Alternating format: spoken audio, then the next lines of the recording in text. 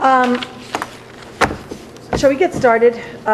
Kelly has, unfortunately, he has to meet family obligations, so we want to get started. Terrence is, for those of you who don't know me, I think I know everybody. I don't think I know you guys. Do I know you guys? Eric Schaffner. Oh, I do know you. I'm Maria Garcia-Berry. Terrence is not here tonight. He is participating on a community race relation panel and police issues till 7:30 tonight, so he's not going to make it, unfortunately. Just so for clarification, Vern has reminded us of this. We are now, as of last meeting, taping all of these meetings so that we can go back and have a reference point. Hey, He's on our way. We were at another meeting. okay, great. Thanks, Yvette. Good to see you. We are taping all meetings, which then Roger puts up to a link. We're working it through and actually goes through it because I know, originally we were not going to take verbatim meetings, but now because issues have gotten complex and complicated, we are in fact taping all meetings so that there's no question of what was said or who was said what. So I just want to make sure that that's going on. Question. Who's taping and who's the keepers of the tape? CRL is at this point. We are. And who has access to them? Roger has. Whoever wants to hear them or access us, we can send you we can upload it to a site. We're working on putting up the National Western Citizens Advisory Committee site that you can all access on, and so it's access. From our purposes, this is public information. So whoever will ask for a copy of the tape, they can have. So to be able to do that. We're not going to give you the original. We'll figure out a way to give you a link and upload it and do it all that stuff. But for those purposes, we're doing that. So I think the big announcement before we get into the meat of the meeting is, Jocelyn, the floor is yours. We have a big event at Kelly on CSU. I'm sorry. You may have seen that the state Senate, the full legislature passed a bill to fund CSU's portion of the facilities at the National Western this morning. So Kelly's team, lobbyists from the city, our lobbyists, Ron, Paul, their lobbying team, Maria, everyone. There were a lot of people who worked really hard to make that happen. So a huge thank you to all of you for your help. And I'm happy to describe the details of the bill at some point. There's the copy of the bill is over there. Yeah, a copy of the bill is up there, so you need to know it. The bill has some contingency. It's not like President Frank can just start spending money tomorrow. Right. But there is a line of credit that can be accessed if we do some things right to be able to do it. And it is up to $250 million. So, you want me to hit the highlights? Yep. And I too want it. So our bill sponsors were Cassandra Duran from Denver and Jay Becker. So we had an urban and rural Democrat and Republican in the House as co-sponsors. Senate had Jerry Sonnenberg from Sterling and Pat Stedman from Denver as co-sponsors. Urban and rural, DNR, 32 co-sponsors in total between the House and the Senate. So it was bipartisan and geographically diverse, urban, rural, and suburban all supporting this. And we, so today was the final vote. Now we'll go to the governor for his signature. And when we know the details of that, whether it's a ceremony or something, we'll let folks know. But the highlights are this: 250 million max, and it would be the funding mechanism would be what's called a certificate of participation.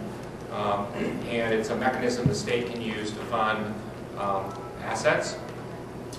And the kind of the idea behind the bill actually came from the Anschutz Medical Campus and how the state supported the building of the CU medical facilities at Anschutz. So we use the same philosophy on this bill. It's got a cap of $250 million. We have to start issuing reports to the state next year, 2016, annually.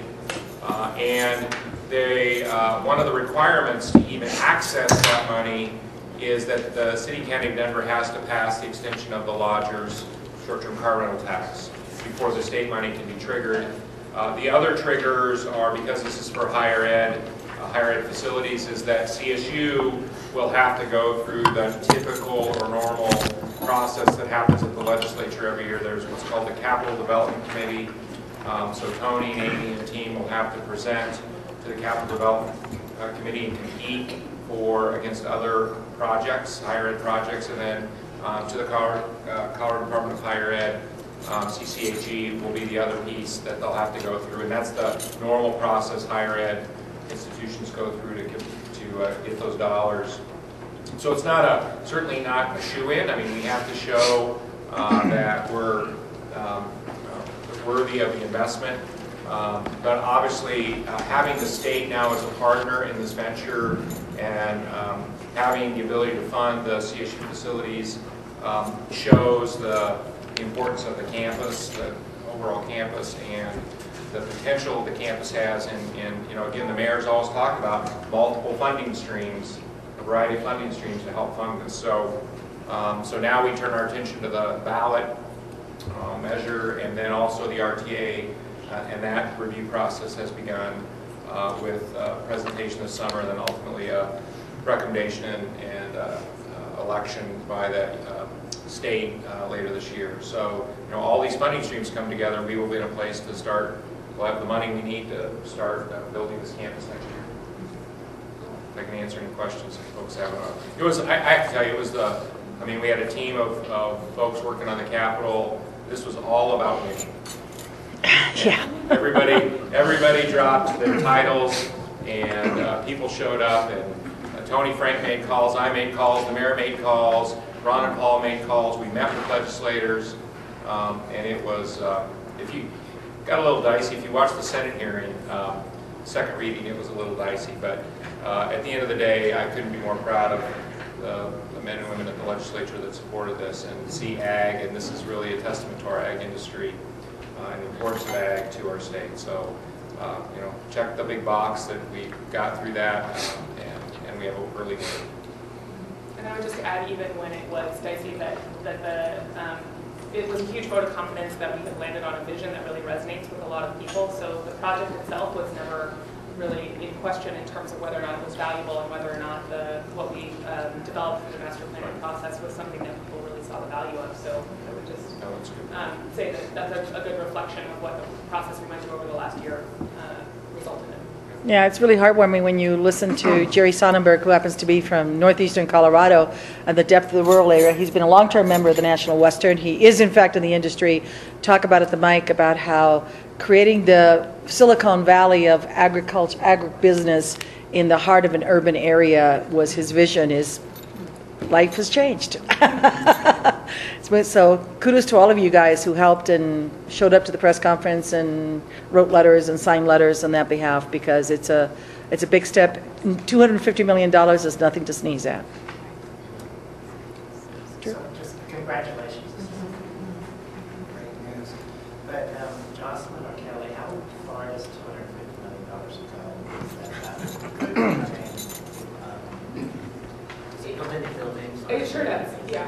I mean, obviously, at the phase that we're in now, we don't know exactly what design for each of the facilities that, you know, are sort of thought of as primarily CSU facilities, even though, you know, keeping in mind that the whole concept of the National Western Center is that all the spaces are collaborative. But the ones that are sort of primarily CSU, you know, we don't know yet what each of those specific facilities will cost, some rough orders of magnitude, but it does weigh a bit.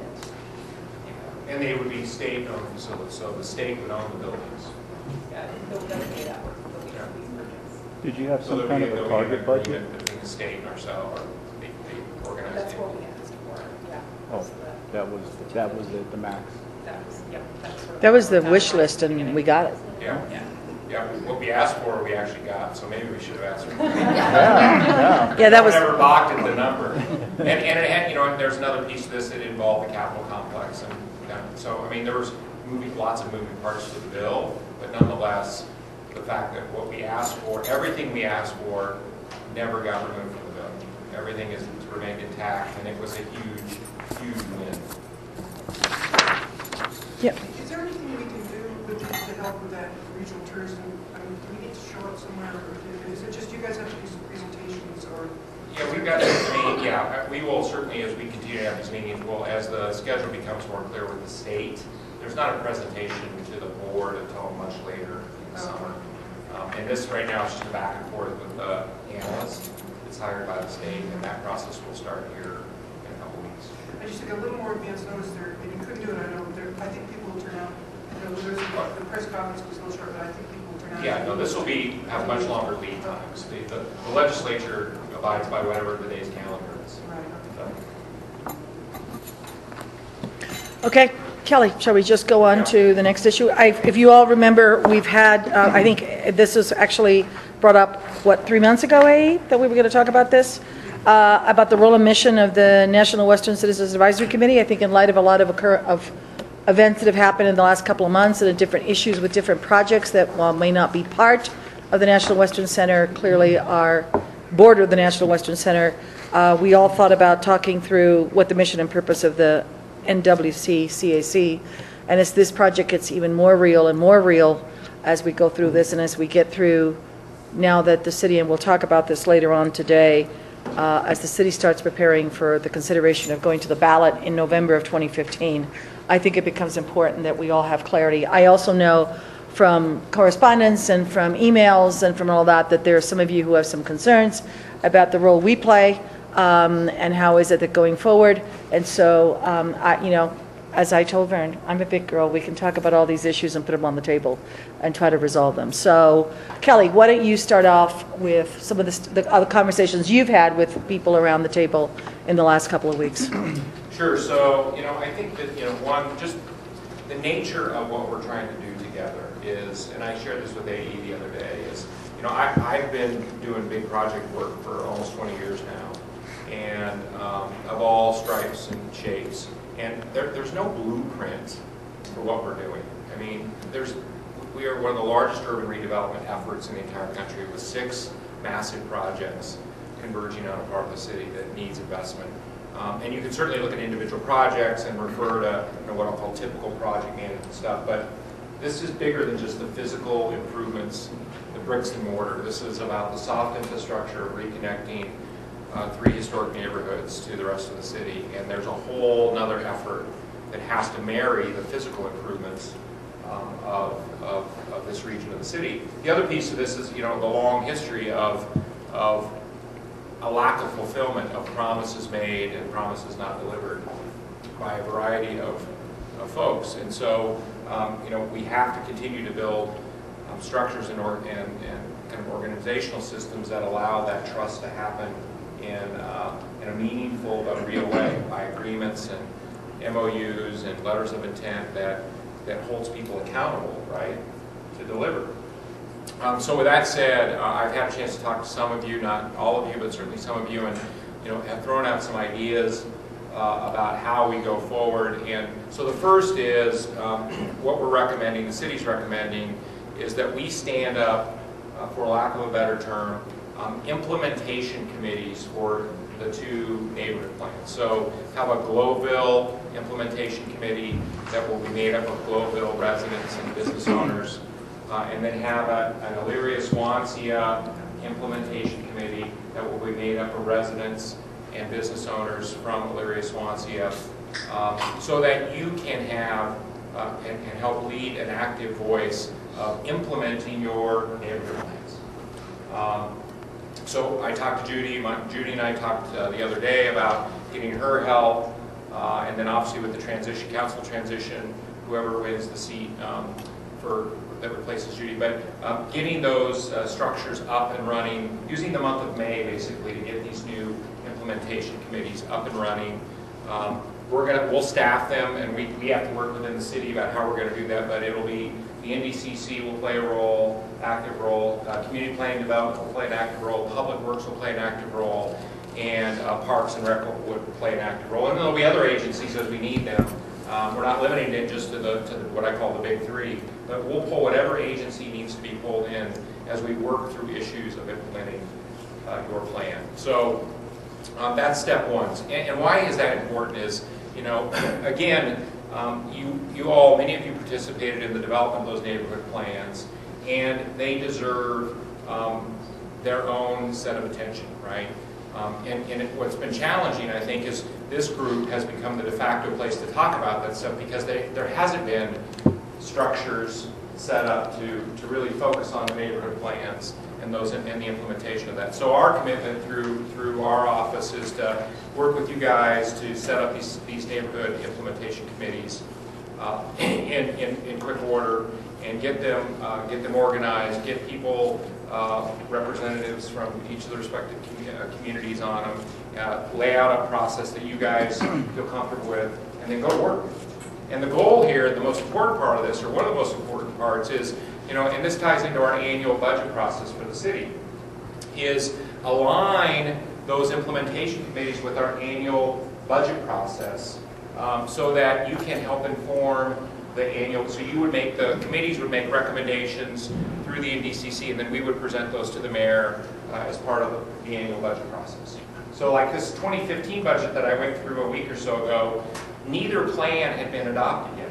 So we used aspects of those plans to try to kind of inform ourselves about how we might fund or make recommendations to the mayor for funding. Going forward, we'll have this very intentional process by which you are participating in helping us frame your work plans, your budgets, and the implementation of your respective plans. So I'll stop there. Any questions on that piece? Can you just quickly explain where the executive, there was a committee mentioned in the planning board meeting last night that had to do with this. Yeah, I'm trying to remember the term, what's the executive? The Executive Oversight Committee. The Executive Oversight Committee, because that sounds like an entry point for direct involvement of the neighborhood presence. Can you explain what that is? So I was not, in what was that? Goes to the National Western? Maybe you have no standing in it, Kelly, sorry about that. Yeah, he does. He sits on it. So what is that? All right, so where did it start and what is it? So let me get to the National Western. So that's, because that wasn't, I'm going to make a jump here that it was relative to the National Western. So we have the neighborhood committees, then obviously the National Western Citizens Advisory Committee needs to focus on the National Western. I mean, we have an enormous amount of work to do. And so this body needs to really focus, and we have a lot of work to do between now and potentially an election in November, and a whole series of things that we need your input on. And again, remember, we were intentional in making sure that the Globeville plan was adopted first, the Elyria-Swansea plan was adopted second, and then the National Western plan was adopted third. Those two neighborhood plans inform the National Western plan, and the National Western plan, in some respects, is acting as an implementing plan for the two neighborhood plans. So this group certainly has a role in having a clear focus around the National Western project, but also as we talk about phasing, how does that phasing impact the improvements to the respective neighborhoods on either side? So as an example, in our early phases, there's a lot of infrastructure investment, those connections to Washington Street, back into the site, and then some connections into Elyria-Swansea, Bright Boulevard, etc. So this group will certainly have a role in what I'll call aligning all those respective committees, but the core emphasis of this group should be around advising us on moving or advancing the National Western Center plan. So getting kind of back to the core mission of this group. So relative to the Executive Oversight Committee, there is an interim structure that we are establishing to kind of govern the National Western until recommendations can be made to the mayor later this summer, around a final or formal governance structure that will oversee, and maintain or operate this new campus. So the interim structure includes an executive oversight committee that has CSU has a seat at the table, National Western has a seat at the table, the city has a seat at the table, and I just met with the mayor today, and what we're proposing is a representative from the community on that executive oversight committee, and that committee will be informed by some subcommittees and then ultimately make recommendations to the mayor. And the whole role of that executive oversight committee is just to keep the project moving forward, because there are decisions we're going to have to make in the interim before an election that will advance our planning, advance our entitlement work. There's land acquisition we're going to start to talk about. So that group will help shape some potential recommendations to the mayor, and then we would forward those to the mayor. So that's the role of the Executive Oversight Committee, and that will be seated here as early as this May as well. how are you going to select, and I have a suggestion, I'm going to throw it out. I feel with a representative from this committee, I wish that each of the MOU partners could have a community member associated with them as part of this executive committee.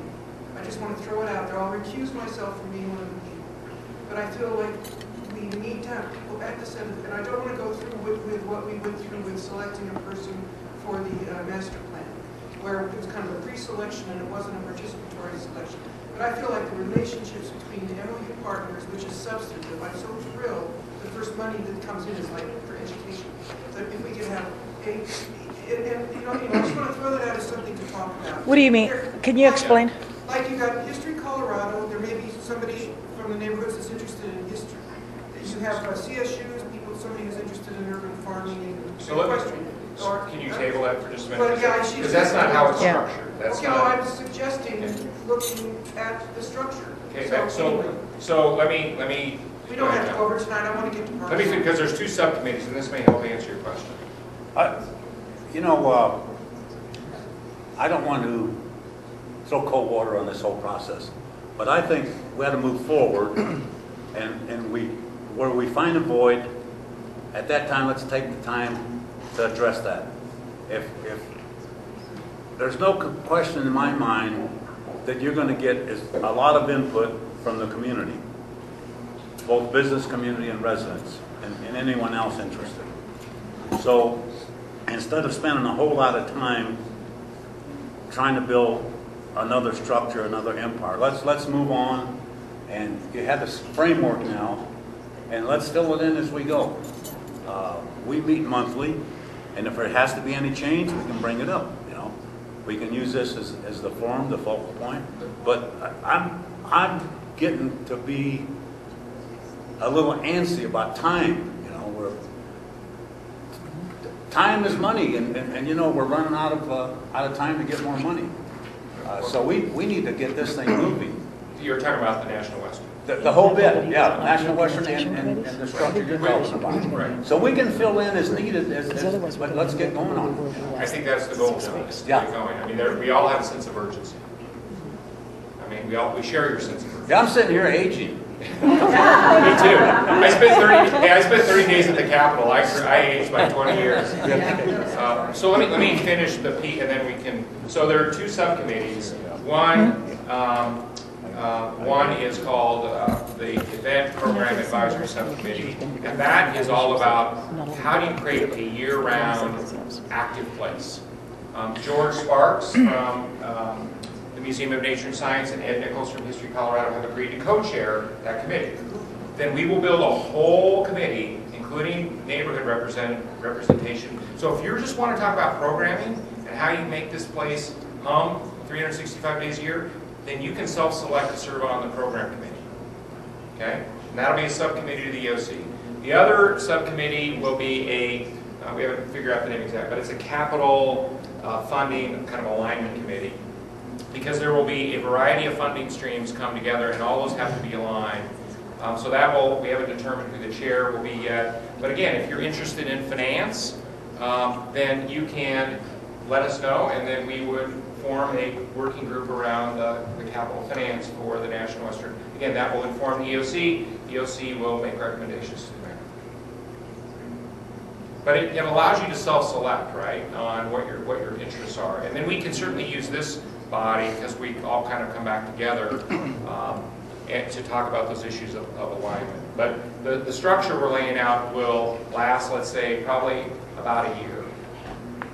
And then the formal governance structure would be put in place once the mayor makes that decision. And then, you know, when the dollars start to flow into the project, that entity has to be up and running. Make sense?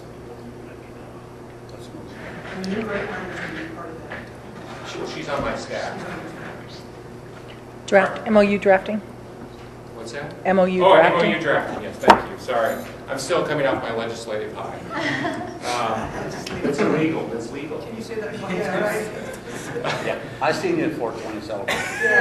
Across the street from the Capitol. I tried to hide myself. All right, MOU. So again, based on a lot of feedback, I actually presented the idea, when I presented the work plan. But the long and short of it is taking many of the concepts that came out of the letter that Vern and some of the Globeville Now group has presented, which really gets at the heart of how do we make sure that the Globeville, Elyria, Swansea communities are active participants and receivers of the benefits as these investments happen. So I am drafting, and some of the language that Vern gave me is putting together what I'm calling a community benefits memorandum of understanding that lays out a framework in topical areas and really kind of makes commitments. So the memorandum of understanding would be between the NWCAC and we can do it directly with the implementing committees. I mean, we can talk about how you ultimately sign, but the idea is that we would have a signed MOU with commitments basically saying, here's the process we're going to go through collectively to make sure that when we're all done, that the Globeville, Elyria, Swansea communities have been actively integrated into the investments that are being made to improve this part of the city, both physical, social, and economic. And so I've spent a good week kind of looking at models from around the country. I've talked to a bunch of people, and so I hope to have a drafter done maybe in about a week. So, we'll push that out. do you think that'll be a discussion item that we can add to the May meeting? Yeah. Yeah. An actual draft Yeah. that we can go through in the May meeting? Absolutely. Okay. Now that I'm not at the legislature, I have a little more free time, so I can actually sit down and write. But it's been fun to think about how we show intent, right?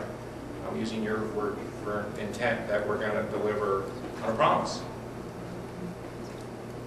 I agree. Okay? All right.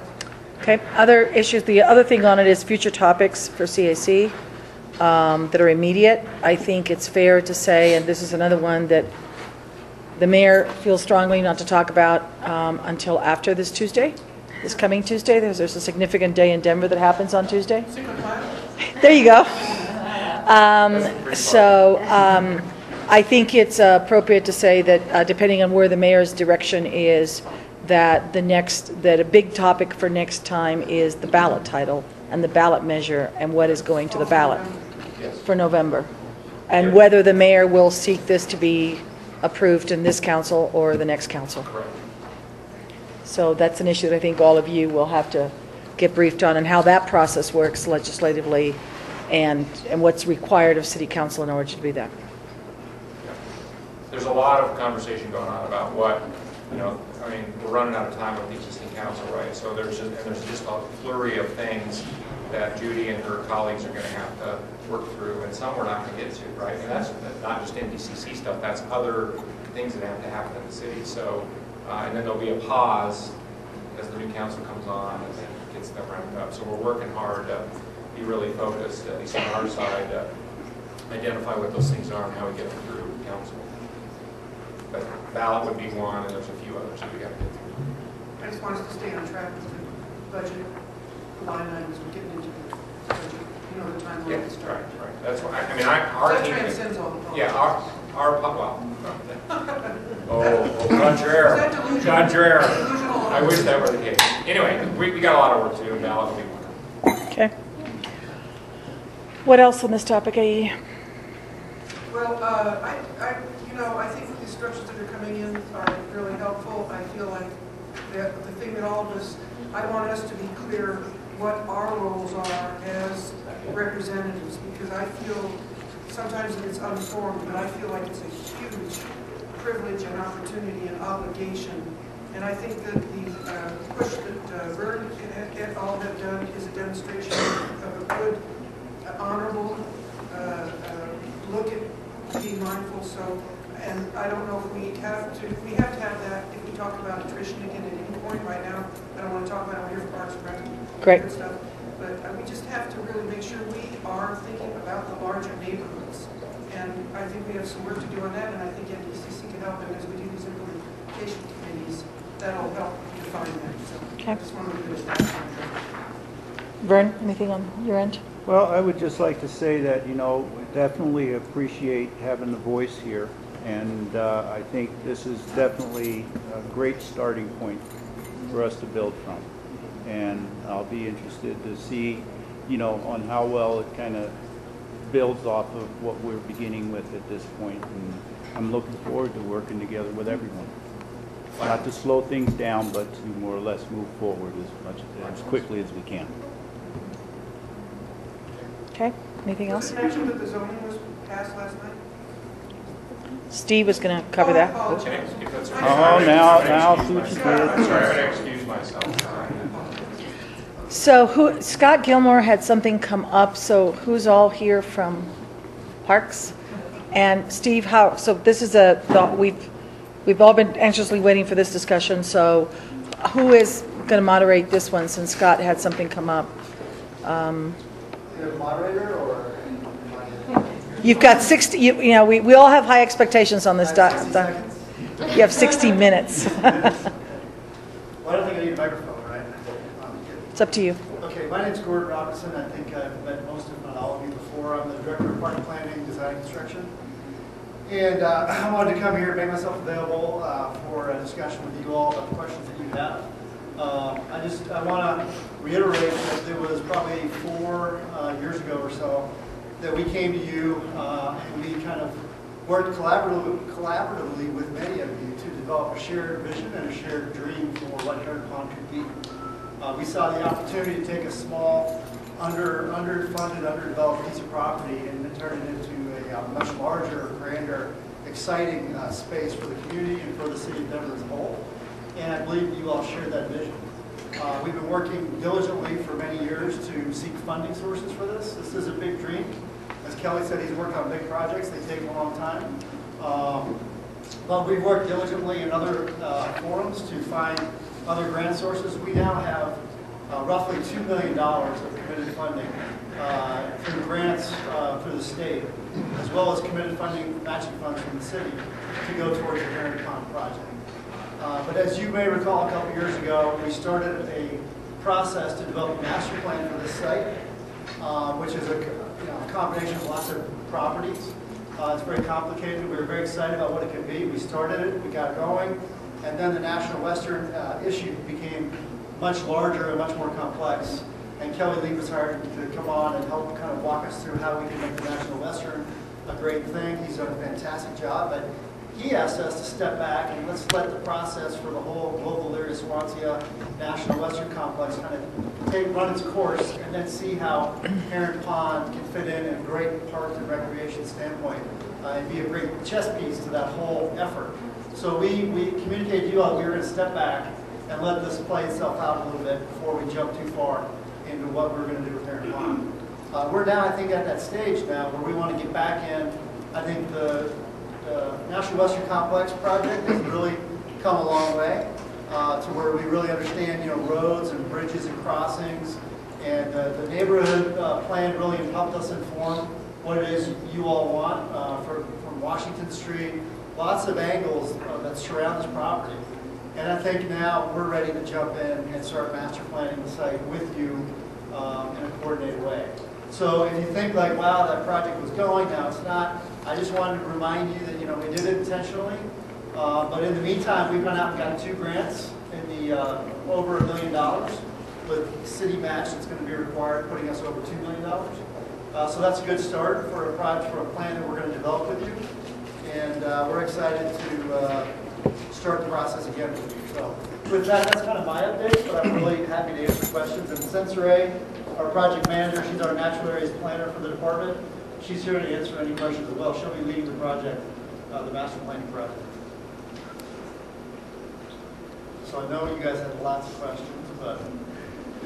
May I just get a clarification? Sure. When Scott was here, the money was budgeted to start the master plan in January of next year. Yes. So what you're telling us now is that the master plan is starting now?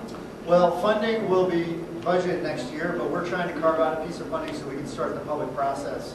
And we can start having communication and public meetings to start, having those upfront discussions about what our dreams are, what our hopes are, what our goals are for the project, so that when January comes around and we can hire a consultant, we'll have a lot of that information documented.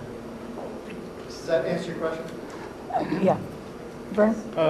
Question I have about this is about a year ago, We were told that there were going to be some environmental studies done for the area, specifically the area that is probably toward the south portion by 51st Avenue. And I wonder if you could speak to where that stands at this point. Yeah, I don't know, Jeff, could you update us on any environmental? That's right. I heard that question last time I was here, and I remember it was requested for Kelly Ewing specifically to test the 4 acres to the south of 51st. And that site, that testing was put on hold until we could figure out when the land was transferred. We couldn't do anything until we had it under our jurisdiction. And then it was also put on hold to wait to see what we could realistically do with the site. Instead of just going and grading, we needed to have a plan for that. So now Denver Environmental Health is doing a more widespread environmental look at the site that'll include the 4 acres, but also some additional areas within the whole, like 80 acres, to test some areas where we may need more information. So it'll be a bigger comprehensive look at it instead of just the 4 acres. Okay. Well, I was more or less talking about that whole section on both sides of 51st there. But what kind of, at this point, what kind of timeline are we kind of looking at with doing that? You got to do that before we do anything else, correct? Right. And based on some emails I got this week, it looks like they're actively mobilizing to start that process. Environmental health with a contractor. So a little bit of both. Well, see, on the design side, you know, for the community to look at it and say, okay, this is what we would like to have there, we have to have an understanding of what we're dealing with. So it's kind of hard to start one process without the other. Right, which is why it's imperative that we give the environmental assessment complete right now before we can start doing design next year. So we'll do the environmental assessment, then maybe mid to late summer, we'll start engaging a group of stakeholders to get information to help inform the request for proposal for the design portion of that, which will then be early 2016. So we actually have some kind of milestones now set to get things in motion. It's just kind of taken us that time that we needed to finalize all the other moving parts going on around. So. Would there be a possibility to get some type of a timeline schedule from you guys eventually on how everything's going to begin to fall in place in writing? We could ask environmental health to provide that to the group, absolutely. I mean, as a whole. Yeah. Yeah, For the whole project? Yeah. Sure. Thank you. Yep. AE? The beautiful little blurb that was in the NWCAC newsletter saying that the project that there's going to be a report on the global integrated open space plan that talked about all of the properties that were being aggregated that as part of Julie's vision, Northside Park. So I wanted to move it into that level. I appreciate the focus on Heron Pond, but I kind of came with the expectation that we'd be talking about the entire park system and how, so we can understand that more as we link it with the new interconnectivity. And one last thing, that we've really got a great park system across all 3 neighborhoods, Elyria, Swansea, because underneath my emotional reality is I want to see the National Western Center. This is where the direct relationship is, even though I know a lot of this is going to go into the neighborhood planning committees. But I really hope that this National Western Center project can leverage resources for the park system in all 3 of these neighborhoods. So I want us to focus on that big overview of what the park legacy is as a whole. So For all of GES. For all GES, but even with the little blurb was the global integrated open space plan, and that implies something. And if the people that are here that put that vote, that would put your hands up so we can all thank you, because it did capture what we're concerned about: North Side, Heron Pond, Globeville Landing, etc. But we also have parks in Elyria and Swansea too. So anyway, it all has to do with master planning. And somehow, all of this needs to be seen as an asset that can be improved in many ways by all this that's going on. So from the discussions, the community discussions, from the neighborhood planning, that at this level, I assume, right? Is it your goal that you want to then engage with the department at a more specific Is anybody level? else hearing what I'm saying that can help make it clear? I don't feel I can say it any differently. Are you just referencing the thing about all the parks in GES when we master plan this site? I think about the network of parks, Yeah, not just this site. So well, yeah, I felt like that's what was understood to be the request from this group. That AE, are you speaking about NWCC, the latest newsletter? Yeah. It was highlighted in that newsletter, Right. like the second paragraph, that this was being elevated, the whole integration from down Globeville Landing on up. Yeah, so what that's Yeah. referencing, so I'm familiar with that. Okay. So what that's referencing is simply from Global Landing up along the river into Northside Park. Looking at this as a whole, for the National Western, for the other side, Right. from Global Landing up into here. And what you're saying is you want it to be a more global conversation. Well, that's what I was saying. I just heard you talk about Heron Pond, and I wanted to move it all over, you know, so I think you've got it. Yeah, I mean, this is a stock show forum, so when I come to talk to you, I'm assuming we're talking about this project. If we're talking about a neighborhood forum, then I think whether this is the right group or not, we would love to engage with the neighborhood. Well, I as don't, I'm gonna, maybe, I'm gonna let it go because Sure. this was, the briefing was out of our hands, but we, you guys, we should have been briefed. But go ahead, whatever we talk about. Yeah, I need to have a little bit of clarification. And I don't want you to feel that I'm going to refer to anything in the past. What's happened has happened, and you know, we got work to do now, present. And I look at this as a sort of a bifurcated process. East side of the river, relative to the advancement of the effort that this committee is pushing for, the National Western. And the other side of the river, primarily as the residential impact. And personally, as bad as I've been in the past and abrasive with some of the representatives from your department and Public Works, I felt that was justified at that time, and I still do. But I think it's time to put that aside and move forward. But I'm going to have to insist that we have more clarification. The question that Vern asked, I think, needs to be addressed specifically. Somebody has to take the bull by the horns, no pun intended, and get this thing to where we know what's there. I suspect there's a lot more there than, no reflection on you, and I don't want to make this personal, that the city wants us to know about. It's contaminated, we all know that, and we know the source of the main contamination was the Asarco property. Heron Pond is a GD mess. It's polluted, and it's going to go on being polluted as a result of the Asarco property. Heavy metals dwells in that pond, you know. But I feel very good about taking that project on and getting it cleaned up at least to where it could be usable. The essence of this conversation, as I said, I think we have to keep on one side of the river and the other side of the river, because the other side of the river has more impact on our community, the resident part. And there's some real specific uses for that park that I see could benefit mutual and actually have some benefit to the city. But we have to have, you know, more specifics as to what properties are under whose jurisdiction,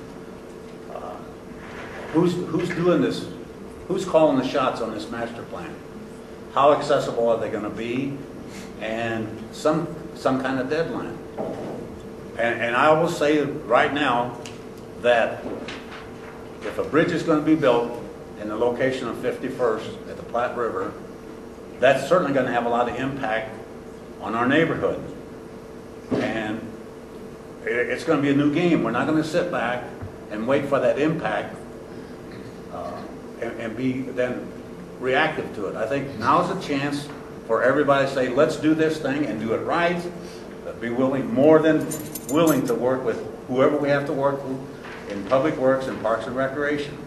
Judy's not going to be around in her capacity as she tried the Dickens, you know, what, 4 or 5 years ago, the meetings that we've had. and nothing's materialized. Now, I want to know what's going on, who's doing it, and I want to remind you, you said, you know, you got some grants, and I'm glad to hear that, you know. But why were we not at least advised that this was going on? Because, you know, before any of this started, and I want you to understand where I'm coming from on this, our neighborhood has $1 million investment in that area. Community money, $1 million of it went in there. So I really feel strong that we have a moneyed interest in that area, and whatever happens there, I'm going to say, you know, we're going to take a good, strong, hard look at protecting whatever equity we have in that area there. And aside from it being public, we have that $1 million, I say, equity in what you're doing there. And I don't know of anybody in the neighborhood that wouldn't be helpful and wanting to be involved in this process. So let bygones be bygones, and let's get forward, look forward to working on it. But we got to know who's doing what and who we're going to be working with. So, you know, I don't fault anybody, including ourselves. No, not fault. Well, but there seems like there's this friction, and I've never understood it, but I keep coming back and trying to, you know, have a dialogue about this site, which is extremely complicated. And it's not just because we're making it complicated, it just is, right? We have a site that is Heron Pond, that is, as you said, historically contaminated. We're the owners of it. It's our responsibility. Mother Nature is probably the best answer to the contamination, going in and digging it all up and trying to remediate it. I think, but we'll be open book about it. We want to sit down with you all and others in the neighborhood and say, here are the facts and figures. Here, Public Works owns this, we own this. To clean this kind of contamination up, it would cost this much to do, and we get this benefit out of it. And let's all see the numbers and say, you know what? Letting Mother Nature come back and restoring it and letting her clean it up over 100 years, while we can enjoy it as a nature area, might be the best solution. Or we can say, you know what? Let's go find a grant for $20 million and let's clean out the pond and make it a pond we can fish in. You know, let's have those conversations. That's what we want to do this year. But the land use is really complicated. You know, Public Works thought they were going to do one project. They own a big piece of it. We own a big piece of it that's kind of in 2 or 3 different sections that don't really work well together as one site. And so we're trying, like the Dickens, to get all the city to say, hey, how do we make one great space out here that has a really great benefit for the neighborhood and for the city? And so that's been our goal for 3 or 4 years now. 8 years. And what's that? 8 years. Yeah, well, 13 years. It's been quite a while. Yes, it has. And for me, But let that it's been about 4 let's go years. forward now. Right, but as far as the grants go, we have been keeping the neighborhood and the council office up to date on the grants we've been seeking, what they're for and how much they are. We've talked with small groups, including Amy and others, about the fact that we're going for them, and everyone's been very positive about that. I think it's a really good thing that we now have funding to implement whatever plan we come up with. So that's a good news story, but yeah, it is a complicated piece of property. We're going to sit down with you at the table, and we're going to figure it out together. That's absolutely. Who's doing this master planning now? So it's NDCC and Parks are jointly leading with you all, the neighborhood. I think it's a 3-legged stool. This process. You said something about an RFP. What's that for? That would be like next year. The RFP is what we would put out as a group to solicit. I'm sorry, I can't hear you. Sorry. The RFP stands for Request for Proposal, which is what we would work together to develop, to solicit a designer to help put all of your vision together onto paper and into a master plan. So our community meetings and dialogue will help inform the RFP. So we hire the person with our shared vision and goal. So they come into the consultant comes in with that knowledge of what it is we all want. Susan? So prior to the RFP, you'll know what the environmental is. Yeah. Yeah. You'll know what the ownership situation is and what Public Works wants to do. Yes. So that will all be known by this fall. By no later than early next year. Well, then when are you going to do your RFP? If that informs The RFP will be late fall. And then, so yeah, late fall. Before the RFP. Yeah, the RFP can occur once we've had 2 or 3 meetings and we feel like we have a shared sense of a vision and a goal. then we can start drafting the RFP based on that. And that doesn't have to be, that can be when we're ready as a group. Okay, because I think especially some of the environmental pieces and the ownership plan piece of it really needs to be known before the RFP. Oh. Sure. That- Yep. that's- Yep. I think, well, yeah, go ahead. All right, I got two concerns here, and I know a lot of the folks here feel that, this isn't an issue for the National Western, but I think it kind of does. Because since we're doing the connectivity right through that southern portion of that park, and probably will be paying for that, it is imperative that we understand the environmental conditions there, because that's also going to affect the cost of coming through there. I also am interested, as in being in the community, that I want the park to be a certain way also and be involved in that. So I think there's two things here. I think there should be a concern for the people on this board of how it's going to affect the connectivity and what it's going to take place when they start excavating and doing things over there, we're going to run into. And, what part of that budget for the National Western is that going to affect? So, that's why I think it's really a big push to really figure out what the environmental conditions are over there at this point. Okay. And we are moving forward on that. John? You can only speak within the purview that you are in parks. Is that correct? Yep. So then there's still that missing question about public works and what their role and what their willingness or able to do there. Yeah, and that is a bit of a question, although we're in discussions with folks about what their longer term intentions are, and we're trying to narrow it down and get to an understanding of, okay, they'll give up this piece and then they'll. Well, why don't we just go see Mr. Cornejo as a community group and find out exactly what he's got in mind? Yeah. No reflection on. No, yeah, no, I agree. Because I think, we can sit here and again, I say, I want to move forward with this thing. And I don't want to be going over plowed ground, but we can talk to your department till sunrise, And then there's public works that, they're still going to call the shots and make those decisions. So we have to have some clarification and direction from public works as to what they intend. They own Heron Pond, do they not? No. No? No. Well, Parks now owns it. This piece. My understanding, they own that little pink thing. Right, so. The old sewage. Map. The non-green part. Yeah. Is what Public Works bought, and then I guess this is the other piece that the city owns. So this is all part of it. Okay. So they bailed out of Heron Pond. Well, to my knowledge, they never owned it. It was always No, a park. okay. Yeah. So can I just make a clarification, just so you know, because you're getting a lot of questions.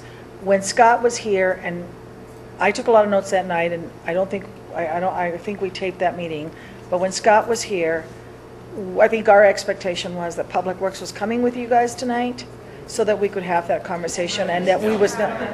Oh, there you are. Okay. Oh, okay. Well, good to know, because, you said, and I want to reiterate what Vern said, there are some people who do think that this is a very specific neighborhood issue, but we all agreed that collectively, because of some other implications, so when you said that we were only limiting yourself, when you came prepared to only talk about the National Western Center, I think the expectation in this room is that we were going to have a much broader discussion about this issue tonight, because Scott said that he would give us a lot of answers, including some answers from Public Works. When we say Now, this- if I'm wrong, correct me, Right. but I So thought that let's- that's what. Let's define the terms, right? When you say this issue, again, I have always been talking about this as this group's issue, not Global Area Swansea kind of parks as a So whole. when you But we're do- happy to do that. So it's everything in the red line, which Yes, includes the public absolutely. works and includes the waste. Yep. All right, I just want to jump in here. So Sierra, will you stand up? So Sierra is the Public Works point That's person. Ray. Sarah. Okay, Sarah. Sarah. And Sarah, yeah. And then Sam Suter is from CPD, and she's going to be working on the project as well as we move forward. Sam worked on the Global plan. Since Ray from Parks. So these are the three key people that are going to be working. We'll get her up here so we can ask her from Public Works.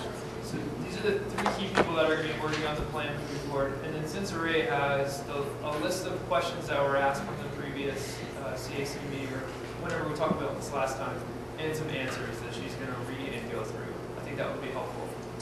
Maybe do that first. You want Yeah. Public Works to maybe Yeah. have a turn?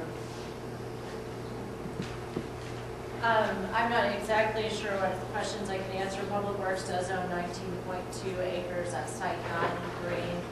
It was purchased for about $2.something million 4 or 5 years ago, prior to my being on board and prior to there being kind of a really big look at water quality needs throughout the city. And so in my job prior to me having it did not exist. So there wasn't really this in-depth look at where really are our highest need areas, because it's my job to clean up the South Platte River. It's my job to meet our permit requirements. It's my job to try to make the South Platte swimmable and fishable, which is no easy task. So what I have done in my 2 years of being here is kind of develop this scorecard of the basins that need the most work. You're in luck, your basin is not one of them. So we don't quite need, now that we've really looked at this site, we don't need 19.2 acres to treat what is tributary to that area. We also don't have the money to build what was originally slated for this area. So now that we've looked at it from what it was intended originally, we just don't need that much land. We don't have the money for it. We thought originally that CDOT and RTD would be partners with us in building this facility. They have decided to do some things differently. CDOT has a new, CDOT has gotten a new permit strategy. They can essentially pay to play. They can do, so they've just kind of backed away from when we thought we needed 19 acre-feet of storage for water quality. We just don't need that much volume anymore. And so we're trying to integrate with parks, and we're trying to find a way, because I still want to treat the tributary area before it gets to the South Platte. That's still very important. It's still very industrial nature. You're right about the heavy metals. Heron Pond, yes, there's groundwater contamination. I mean, there are issues out here that we're not going to hide. The last time I was here, I believe Celia Vanderloo provided a lot of environmental studies to the group of what DEH has done in the past. So I think there is some basis that you have gotten in the past about what's out there. We are going back out in the next few months to start testing Heron Pond. Sediments in there are bad, but we're just trying to, and so now we're at a new stand, kind of a new, trying to work with parks is, okay, what do? We don't, from a water quality standpoint, need 19 acre or 19 acre feet, they're kind of the same number.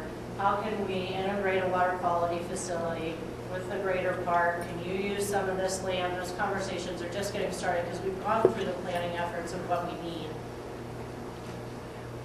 Can you just clarify for me, has there been an environmental assessment of the contamination on that property? Yes.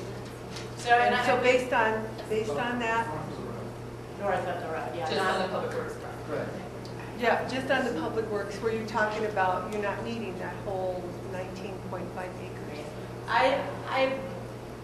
And really DEH is the one to answer those questions. I feel like this has come up several times in the past, and that Celia and Dave Erickson have shared, and I can get those again and see, if there's any gaps in what you would like to know. I mean, we're certainly willing there has been some sort of, and again, don't quote me on this, there's been some sort of cap put on pieces of the park, I feel like, a soil cover, which is a lot of times what they do for soil contamination. And I'll dig that back up because I'll give you what we have. Well, I guess what's important is for everyone in the room to hear the same thing, because, like, for example, not knowing, or somebody else knows that, and if there's a way for everyone to ask a question and have another agency say, you know, because you just said environmental health knows that. So I just think people need to hear all the same information at the same time, and it needs to be accurate. Sure. So when you talk about you don't need it all for treatment, are you talking about a facility? Are you talking about treating it by natural? So what's the treatment facility? So I have a background in green infrastructure, right? Green infrastructure ranges from the large-scale parks, floodplains, drainage ways, to a very small-scale rain gardens, permeable pavements, that kind of thing. So this would be on the sub-regional scale. It's kind of in between a giant park and a rain garden. So what we've looked at is a constructed wetland facility, but it's all about using soils and vegetation to treat stormwater runoff. So it would be compatible with recreational parks? Oh, yeah. Our goal is that whatever they construct is seamless with the park, and it looks and feels like the nature area that we want to create for the rest of the park. I'm a little scared of you. Wait, John? Oh, go ahead, John. That's the most exciting thing I've heard in the last 15, 18 years. You're the gal we've been looking for, because we have CSU, and I can envision a whole, you say you only need 19 acres. You have more than that. I can envision waterways, vital remediation taking place there, an educational effort in conjunction with CSU. That could be a learning garden, a living learning garden for future generations, not only in neighborhoods here, but all other neighborhoods that want to. That's a wonderful opportunity for environmental environmental education, you know, and that would be great if you know we could get that movement. That is the intent. I would like. I like your title though, living learning garden, and that's the intent. Could you point out, just roughly, not specifically, what area that you might be talking about, what you're going to need and what you might not need? Or are you that far? I don't exactly know. I will tell you where the water naturally comes right now, and all of these systems work better with water in them. They look nicer, they do their job better. We know it comes out 51st. The water obviously comes in, a pipe, Right. daylight's right here, right, and then eventually kind of gets over here. There's another pipe that daylight's right here, goes Right under through the there, yeah. cul-de-sac, and then there's this really nice riparian area that's doing, we try to mimic this is what we try to do, right? Because that's all green infrastructure is mimicking natural hydrology. And so we want to create this somewhere in here because that's where the water goes. It's what makes sense. Now, I am not an engineer. So now with this kind of different focus, we have to look at it different, and we've not even started that process, and we certainly intend to have you guys in the room and that kind of stuff. We've not even started that. We've just known that because of some of the environmental issues, that we've already spent $2 million on the land, you know, that to develop this whole site as a water quality facility is cost prohibitive for public works.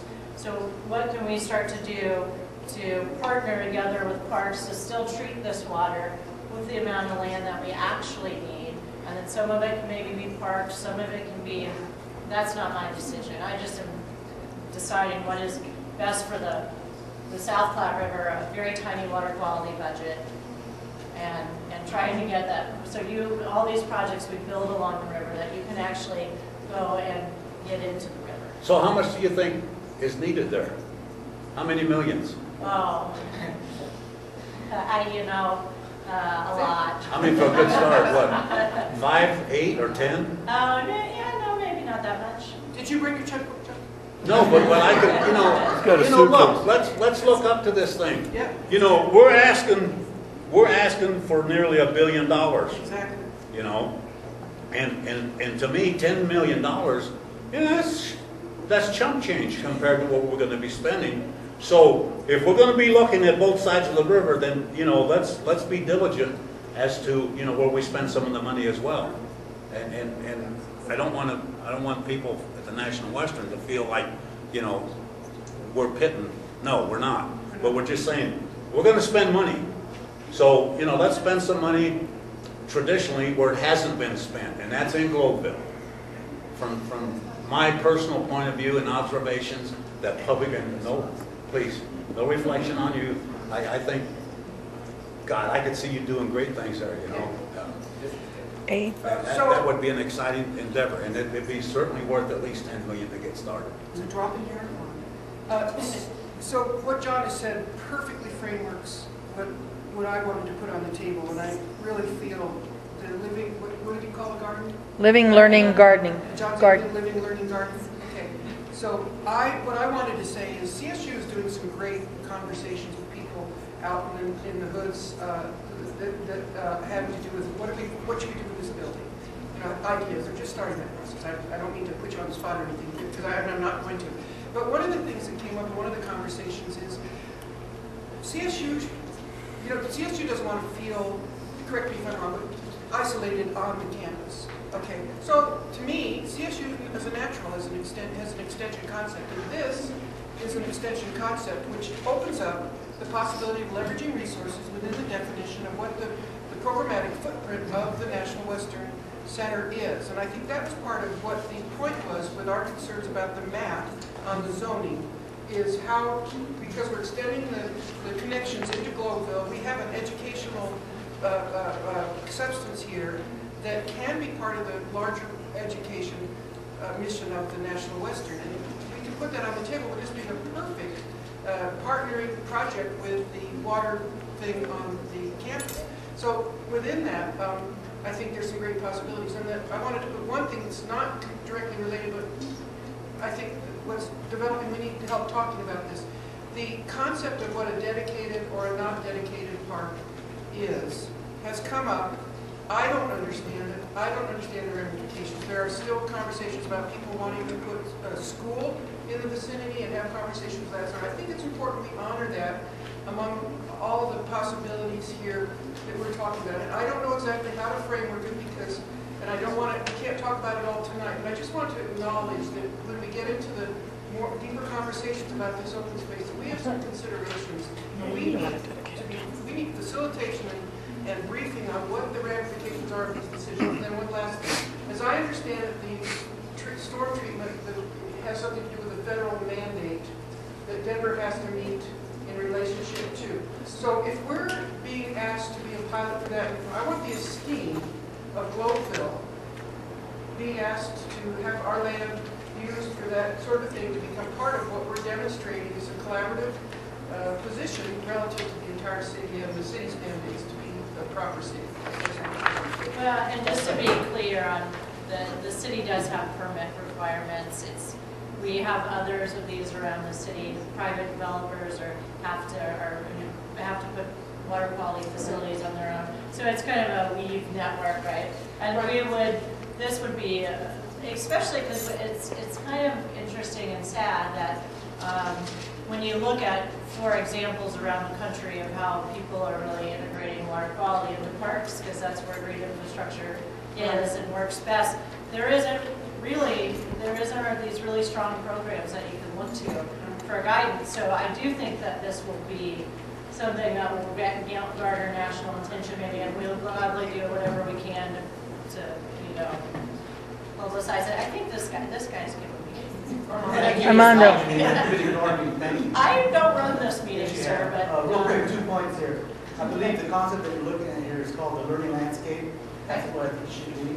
The second thing is, I believe that CDOT, we should get one penny off each of those toll fees that they charge those on the Lexus lane, where you want to call them, to fund these type of projects. The third thing is, the state of Oregon, I'm not sure if you're how familiar or not familiar are, is that they generate electricity off hydrology to the source of water flowing through the pipes, which generates the electricity, which would be a natural funding. So those 2 options would be a natural funding source for that. That's all I'm going to say. This may be hard to answer, but how far will this go if you do all this? How far will it go toward cleaning up the plat? This is just one location. Maybe you want to also touch on why the plat's so very funny. We should because the goal of being able to swim with a fire fish is which I swim, I think everybody's looking forward to be able to do. Me too. But how far will this go? Well, I can tell you that in what we dubbed the water quality scorecard through the planning efforts that I started when I started working here. We have identified these priority basins, and we have a expected level of pollutant loading in those basins, either based on our monitoring data or on land use data on what kind of pollutants are expected to come off industrial areas, what comes off commercial, what comes off residential. We have looked in those priority basins for every opportunity that we have to install projects like this, not at this scale because we just don't own this much land in very many areas in Denver. And through those 10 projects, we have assigned pollutant loading reduction anticipations. We've not done that for this site. I'd be happy to. You know, you really, the thing with water quality is you need the toolbox, right? You need regional systems, you need sub-regional systems, and then you need developers cleaning up their water as it goes off even their acre site. So it's really this, we require that. So it's just kind of weaving all of that together. But I don't know how far that would go. What we have done in our maps, and I'd be happy to share those when we start our planning meetings or whatever, we do show these facilities that, you know, this would be a facility, we would show you in ours are colored purple, what is tributary to it, and what is, and this, I'd have to look at, I brought our original study, and I think it's about, let's say, for safety's sake, 400 to 600 acres would be treated upstream. Okay. So does that come under, excuse me for interrupting, but from the Utah Junction this way is what my understanding. Yeah, I'd have to look at the map. Pecos and roughly 70 some, this side of south of Clear Creek, where the railroad crossing is at Pecos Street. Yeah, it's actually. All that water heads this way. I'm sorry, let's see.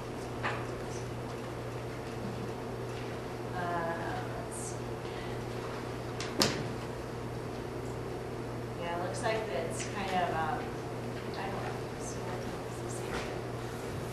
So it's the majority of Louisville, and then it picks up Sunnyside, and it looks like it jumps just north of the county boundary by a few blocks. Yeah. It's about the size of the Utah Junction basin. So Kara, just as a follow-up, the reason the plat is so dirty, is it that this is maybe an overgeneralization, is just kind of poor stormwater management?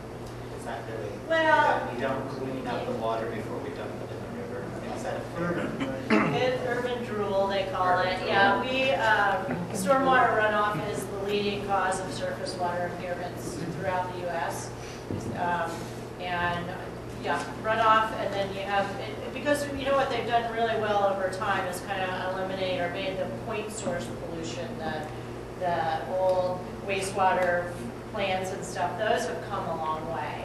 The surface water has been a little slower because it's not as easy, right? You know, the point source, you know where it's coming from, but yet, yes. David? You say we're going to be in the room and part of the planning. Are we going to be part of the decisions being made? What's going to happen? I mean, or do we just part of the plan that you decide what we get, which has always gone out in the past? You know, that everybody's always, the people that don't have a stake in Globeville have always decided what Globeville gets or doesn't get. So are we going to be part of the plan or part of the decision? Well, like any community process, yeah, absolutely. We're all going to be at the table, and we're all going to try to come up with a shared vision, shared goal, and go forward with that understanding. If there is and I don't anticipate this, but you know, if there's a need to repay the wastewater fund for a piece of property that we can't afford to incorporate into this, but you all want that, and there's not that $1 million to repay the waste. I mean, there are issues that are going to come up, and dollars and cents issues that maybe preclude ideas from happening. Those always happen, but absolutely, we want this to be our vision collectively. And so, unless there's a stumbling block, which I don't anticipate, I mean, you know, there's always reality, and we wish we could have this, but we can only afford this. That's going to be a shared conversation. Absolutely. Yeah, I hope that answers. John? Could I ask you on the map, how Public Works, where the cul-de-sac is at 51st and Emerson Streets? Yeah. And that gray property, is that all under Public Works control? The street? All the gray? The gray all of property. this? Yeah. This is Public Works, and I believe this is city real estate owned currently. Under who? Public Works, Parks and Rec? So, Asset, who? yeah, so Jeff Steinberg runs the real estate division, and he, on behalf of the city, he owns property all over the city, right? Or he manages property all over the city. Who owns that? Is that correct, Jeff? Yes. Okay. That property is owned by the city of Denver, and the intent of it is that whether it's that specific property, or if we can work out a trade with the property that is on the other side, so that there's a bigger contiguous area that can be part of the parks. We'd rather do that. I mean, one of the things that I worked out with Judy, and Judy requested as part of another transaction that we are doing, is that we take that 4 acres and have that 4 acres be part of parks. The reality is that technically it still resides with real estate, but the fact of the matter is that there are 4 acres, regardless of that is parks. If it ends up that there isn't anything to be had with what Public Works talked about on the extra acres that they may have available, then that 4 acres absolutely is parks. If there is acreage to be had, and there's monies that we may have to pay to buy back the real estate we sold to Public Works, we'd have to do that because, as she articulated, they need money in order to do drainage projects. And part of the way that would be funded would be by monies that we would pay them to buy acreage on the other side of 51st.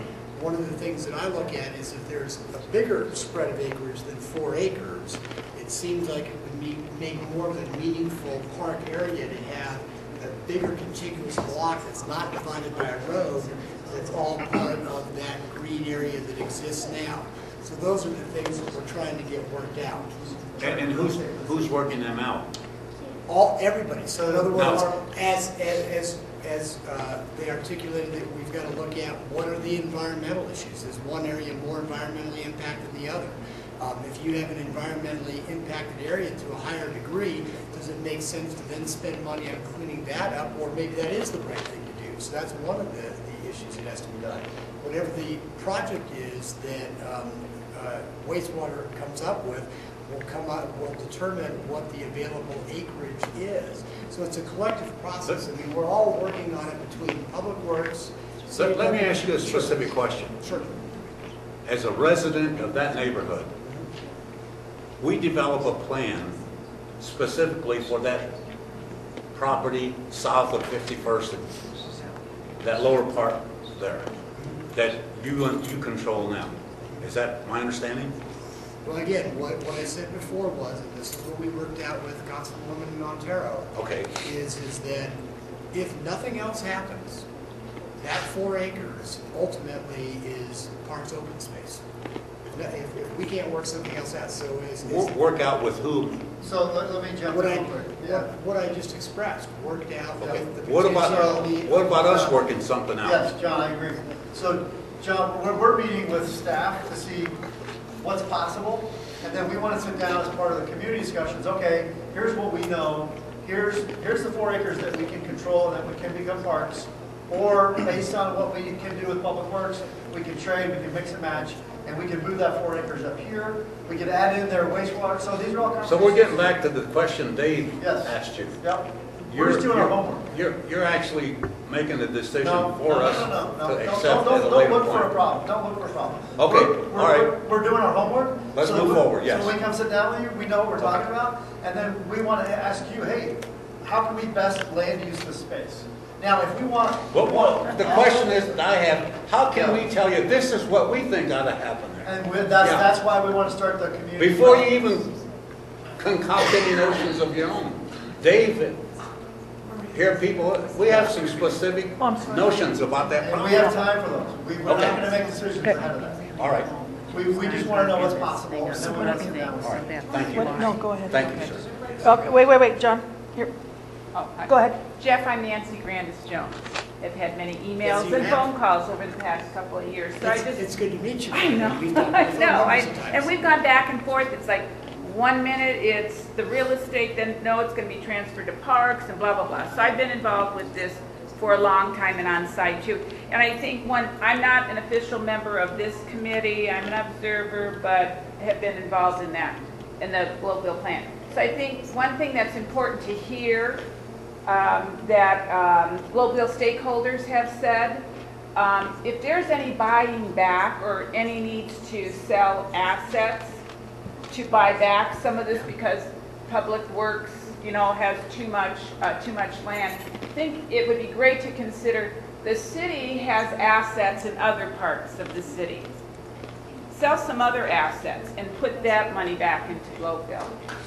Because we have financed so much over the years that have gone to other people. So for us, that kind of makes sense. We want to hold on to what land we can hold on to. So. And Elizabeth, Nancy, that's absolutely true. And one of the things you have to understand is the 4 acres that is in play did get donated to this area already. That was City of Denver real estate that absolutely could have been sold. And again, on what we worked out with the councilwoman, that was something that came about as an asset that got added to this area. Well, we just want to say that we don't necessarily want it to be sold then to pay off Public Works buying too much land. And there is a difference between this land. This land is wastewater enterprise fund money. It's not in the same, which comes from a different, you probably know more about that than I do, but it's not the same pot of money. It comes from stormwater fees.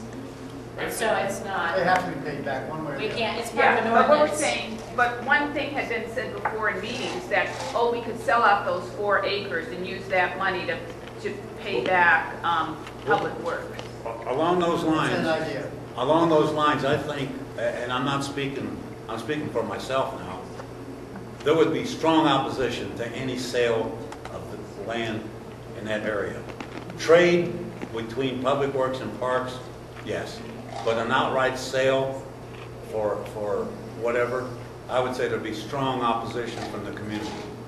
And I think I have to agree with John, and I think we need to maybe look at this thinking outside the box here. I mean, this is being described as all these different separate entities, rather than everyone sitting in a room together and working this out. If you're going to do the stormwater thing that you're talking about over there, all right, you're using some of that land for what you're supposed to use, and let us have the rest of it for the park. There shouldn't even be a conversation about having to buy it from a different city entity. I mean, they're still using a portion of that land for what was needed to be done. So you lost money, you made a bad business deal. All right, get over it, move on. Let's use the part that you can use. Let the people of the community have the rest of that area to utilize as their park. It's that simple.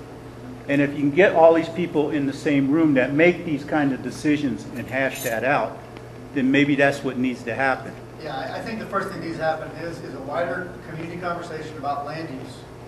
And is it beneficial for this area to develop into something we want to see there, a school, whatever it is, right? And then use the sale of that to help fund this whole thing maybe as parkland? That might be a win-win. We may have a different conversation, but that's the conversation we want to have.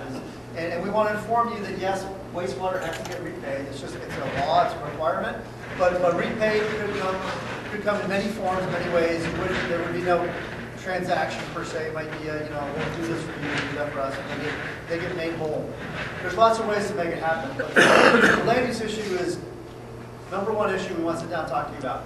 And so we're just doing our homework about what do we have to do per law, what can we do, what are some options, and then you guys sit down, look at those options, come up with a new option that we hadn't thought of, and let's have a good debate about what this should be, and how it should integrate into this whole site, and then what the whole site should be. And if we can sell off a piece. Oh, good. Uh-oh. Okay, Paul, what are we doing? Looks like somebody pulled an alarm. I'll come back in if you have a real problem, but I'll go check on it. I think you did that on purpose. Yeah. Any other questions on this topic or any other comments? Yeah, Nola? Can, That's annoying. in addition to CSU being involved, are you Museum of Nature and Science? No. No? They're not here, okay. Museum of Nature and Science, I don't know if anybody else heard Dr. Scott on the radio the other day. He's talking about wild kids and how every child should be within 10 minutes of nature. I think that's you. It's the perfect thing. They were, and they, I mean, they're an MOU partner, they need to be involved. The grants, I think that would open up a lot of grant opportunities. Get a lot more interest. So we're excited, we really are. This is a legacy project for the city and for the neighborhood. And it's not going to happen tomorrow, but we want to start the process to do a great thing here. Well, as I said, you know, let the past be the past. But from this forward, you know, we have some really strong feelings about that area. But we look forward to some of your ideas. I think they're great, you know. Well, just today, you guys have given us ideas about how to make this a better place. So I'm looking forward to working with you. Is there a relationship between the Army Corps of Engineers study on the river and can be more, can that be brought more into this at this point, and we can start developing that awareness? Well, they're going to start having public meetings on their effort. And so I encourage you all to attend those to the extent you can, especially the part that's affecting this area. And we do want to integrate their ideas with what might come out of our plan here. And just as an FYI, the Army Corps and then through some other grants, we're looking at the South Platte River from 6 to 15. The first public meeting for the South Platte River was last night.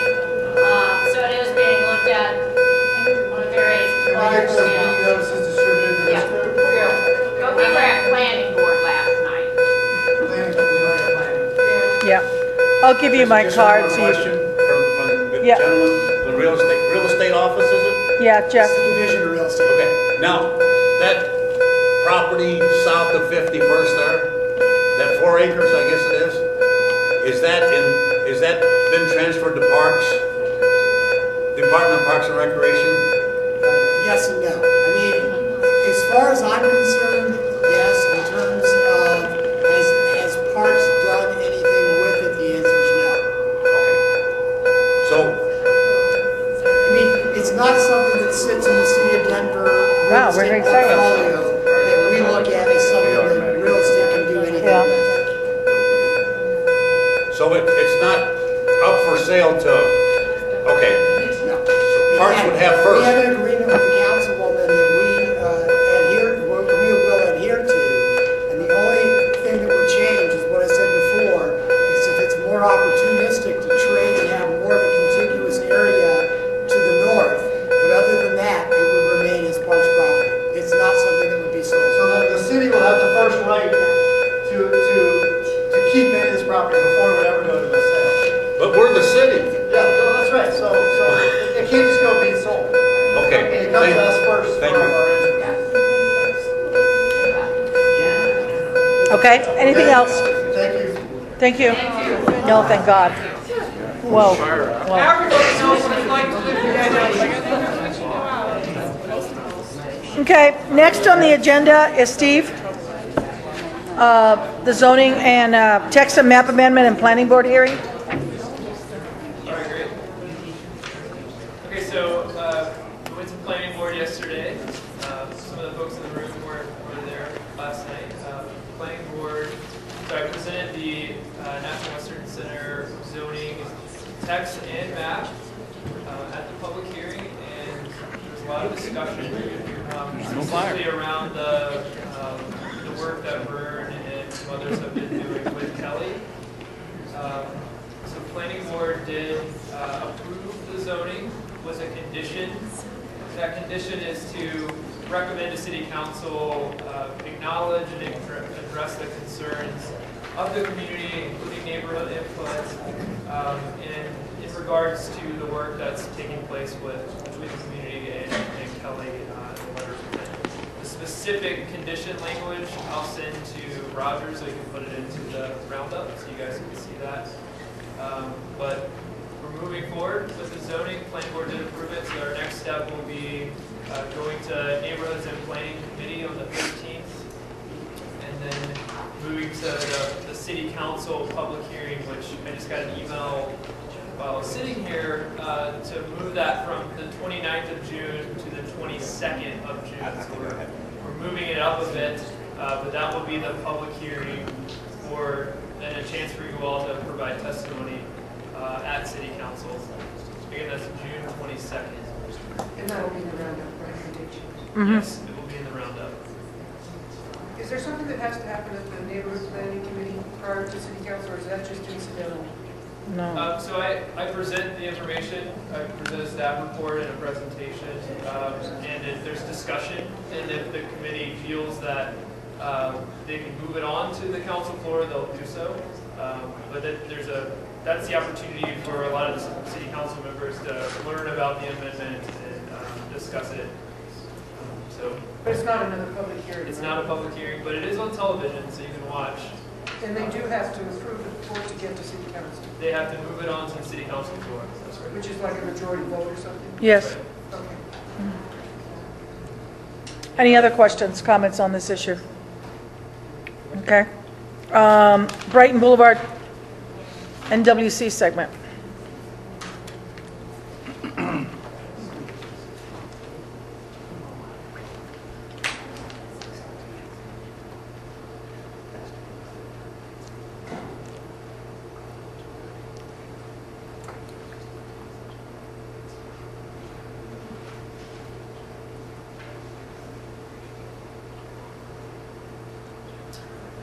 All right, so this is a presentation on a few slides describing the Brighton Boulevard preliminary design from 44th to Race Court. The city hired consultants to help us with this, what's called preliminary design, as opposed to final design. And the consultants are represented in the bottom. SEH is an engineering firm. They're the prime. Studio CPG, they're working on some of the landscape and stormwater aspects of Brighton. Pat Noyes is helping with putting together the public outreach and a public meeting. And then Tool Design Group, it's in the bottom right corner, they are like the best experts on cycle track and bicycle lane design. They're doing some great work all over the country and all over the world, and it's really exciting to work with them. So the goals for this preliminary design is to advance the design of the 2013 Brighton Boulevard effort. So a lot of you all were involved in the effort, and I'll show a slide on it, but that effort was from the curve of Broadway all the way up to the county boundary, considered all of Brighton, and created a conceptual design. So the goal of this preliminary design is just to advance that conceptual design, to put some engineering to it, to test some of the ideas, and so that's the key goal there. So the next is to progress the implementation of the Elyria and Swansea neighborhoods plan. The Elyria and Swansea plan did recommend rebuilding Brighton, and there was a cross-section in that plan. Also, to progress the implementation of Phase 1 of National Western Center Master Plan. There was a cross-section in that plan as well. And then there are some other key things that the design is helping to inform other projects in the area. So I-70 is happening right now, as you all know. They're working through their environmental impact statement. And so Brighton goes underneath I-70, and putting a little bit more design and informing all of us on what Brighton should be below I-70, we can then tell CDOT what we want Brighton to be under I-70, and they can help build it. We're not precluded.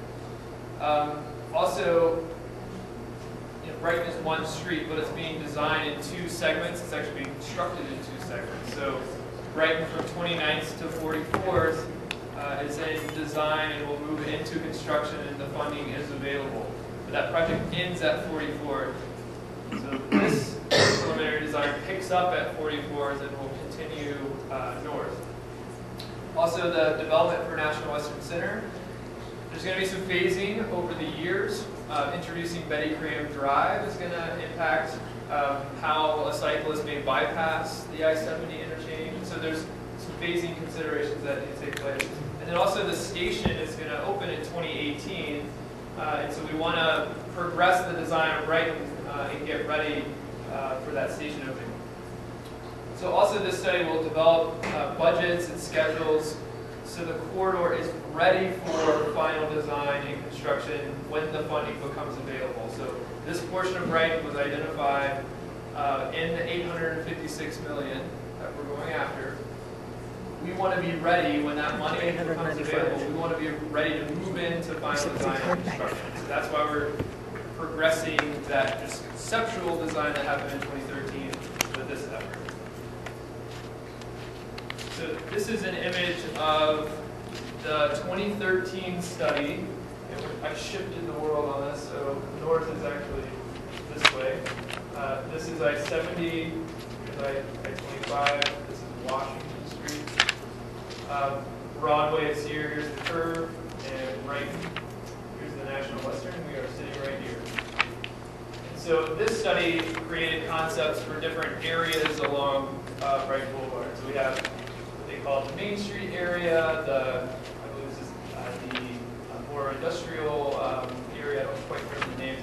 This area was considered the National Western area, and then there was the northern portion, which was considered the northern neighborhood portion. So that National Western area, zooming into, I'll go back so you can see the bearings.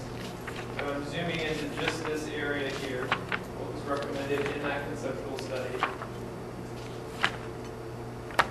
This study recommended a two-way cycle track along the National Western side of Brighton Boulevard. And I'll show you a picture of what that means with cyclists. The cyclists going this way, right next to the cyclists going the opposite direction. So two-way cycle track. Continuous street trees, streetscape elements, consistent character to create kind of a welcoming or gateway for the National Western and for the neighborhood, because Brighton is a key gateway for both. So Humboldt would be probably like off the map. This is north, and this is just a kind of a typical cross section. This isn't necessarily 47th. So this is just a concept, and that's why we need to do the preliminary design to further it, to actually land it on Brighton right out here to see what we're dealing with and do the survey work and inform ourselves to try to achieve this cross section. So this is the image from the Leary-Swansea Neighborhoods Plan that contemplated that two-way cycle track, with this being kind of that plaza space next to the new expo hall on the National Western side, and then this as potential redevelopment of the east side of Brighton Boulevard over the long term as recommended by the plan. And this is consistent with that study, but creates some more visualization. So that we have a parking lane, a travel lane heading north, and then two travel lanes heading south. Steve, just a question. Sure. So you have 3 lanes and currently there's 2, so you, right. I guess, yeah, so I should have mentioned that in the previous study. So it assumed a widening, but only to the west. So they're not widening into the Leary neighborhood, but widening into the National Western area. And the reason for that is that widening is because you've got that larger plaza area next to the expo hall. You've got you widening into that area to allow for the streetscape with a bike lane. Going traffic. That's right. And then also the fact that land acquisition will take place, and there's the possibility to widen to the west. And we don't want to widen to the east because that's the Leary neighborhood. All right, so this is the cross section from the National Western Center Master Plan. It starts to put some dimensions to these lanes. So this is the Elyria side. This is the National Western side. Where we've got, and this is from the master plan. It's recommending a sidewalk, a tree lawn, a flex parking lane that could become a travel lane. Let's say when there's a huge event at the National Western and You gotta have a police officer out there in his orange vest that's directing traffic. This is just creating kind of that flexibility of those big events. The two-way cycle track, sidewalk, or sorry, the tree lawn, and then the plaza, which would also act as a sidewalk. So all of these efforts inform the preliminary design, which is what we're kicking off and discussing right now. So the preliminary design is going to focus on, again, 44th. I shifted the world again. So 44th, which is where the 29th and 44th lets off, right? Activity that's happening south of here. And it will travel all the way up to just beyond the station, again, in preparation for funding and in preparation for that station. And there are four kind of different areas along this stretch. So you've got the area under the I-70 interchange, kind of that gateway zone. That cross section is different than the event zone, where the cross section tightens up a bit. You'll have more pedestrians crossing at 47th. Then we have the station zone, which is a similar cross section, but it will be right next to the station, so reacting to that and reacting to potential buses pulling off and dropping people off at the station. And then you have that northern campus gateway area that transitions into, and likely the right-of-way would need to narrow, wouldn't need as many lanes heading north. Can you point where the Valdez Prairie Library is at 47th and Vine? It might be on that. Oh, not It's like right here. Okay. And does this contain any of the Westfield property up there? Nope. Okay. We're south of I-70. Okay, so some of the work that the consultants have done to date is creating cross sections for these different areas. So we're focusing on the area right at the I-70 interchange. This is I-70 to 47th, so between I-70 up to 47th in this kind of range. And again, we're showing you just a sliver, a typical cross section. Streets undulate, they move. Yeah. Just real one quick comment. Are these CDOT plans or these CDOT plans? This is the work that from these consultants in the city today. So that has nothing to do with CDOT. It will help inform CDOT under the interchange of what they should build. Okay. And that's part of the reason we're doing this now. Just jump in, Brenda. We need to inform CDOT of these things. Steve, I got a quick question. What's the existing width in this area? I just say in this area, it's pretty wide. In this specific area under I-70, it's pretty wide because you have those turn lanes going in. It tightens up quite a bit at north of 47th. I believe it's in the 60 to 70 range. It's pretty tight. Okay. And then there's a large majority that's 80 feet. Okay. So what you want to do is make it consistent all the way through as far as traffic flow goes, right? Well, reacting to traffic flow. So we're going to have more traffic at I-70, right? Queuing and folks getting on and off. So it will be wider at that portion, and that's what's reflected in this cross section. And then and I'll get to the next cross sections where it starts to tighten up a little bit. Just for this section right here, 44th, I'll start at 44th up to I-70. We have sidewalk and then 3 travel lanes in each direction. So 3 here and 3 here, and another sidewalk on the other side. Just make sure I believe that's right. And so then north of I-70, there is the median, I-70 to 47, that is contemplated. I think this is actually from CDOT's initial proposal, which everyone has seen and what they've presented, which is this median. You have 2 travel lanes north, and then you have, I believe, 3 travel lanes headed south because you're introducing that turning movement on the I-70. Steve, can I ask a question on the, under the I-70? So it seems to me that on Brighton we have cycle track, and north of I-70 we have cycle track, but under 70 there's none. That's great. That's a great question. So that's something that we need input from you all on, and there's been discussion about phasing, right? When I-70 is under construction, probably don't want to be riding your bike over there. We are of the opinion that you don't want to ride your bike through the interchange at all. However, when the National Western is under construction, it may be necessary to ride your bike under I-70. Right, so what we want to create is kind of an interim condition, a nice enough facility underneath I-70 that's good enough for people to use, but the ultimate is to bring the bikes up Betty Cram, over to 47, and then back up, right, and avoid I-70. So if you're heading south, you would head south of Brighton, go to 47th, Betty Cram, and then continue south of Brighton, and avoid I-70. But it's a real challenge because we have this phasing, and there will be situations where something's under construction and you just can't ride your bike through it. All right, I want to, and we'll have more discussion about this. I just want to run through the other section very quickly. So this is this area in here, which is the event zone, which is where the right-of-way really tightens up currently. So the proposal is very consistent with what the plans recommended, which is the sidewalk, the tree lawn, and actual stormwater planter where water can flow into this area.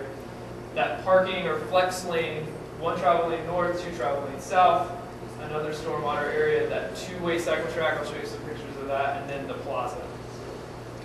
Can I ask a quick question on water?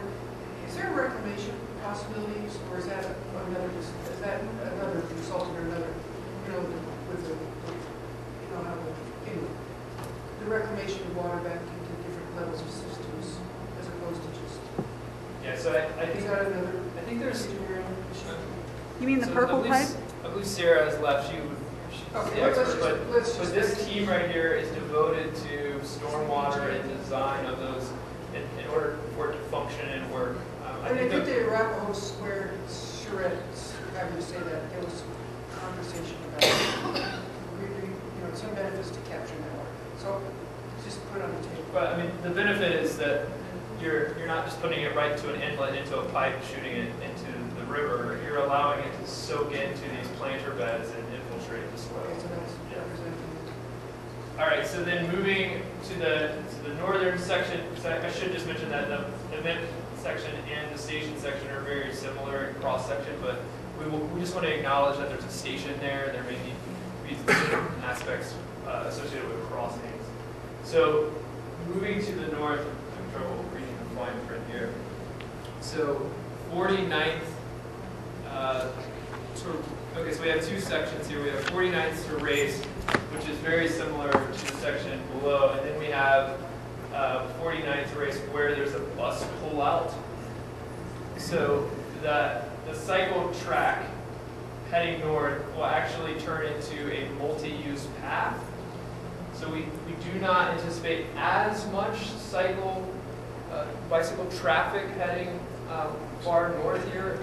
And so creating a really wide shared sidewalk where cyclists and pedestrians can walk together is, again, the right-of-way tightens a bit as you move north, and we don't want to use all that space for the cycle track. And then also, there's a proposed bus pullout. So the buses will actually just dip over just beyond the curb and open their doors. And we want to make room for folks to get off that bus and not walk right into a cycle track. So that's the thinking here in that northern area. So see, the bike track continues up Brighton all the way to the county line. So that's the plan, that's the vision.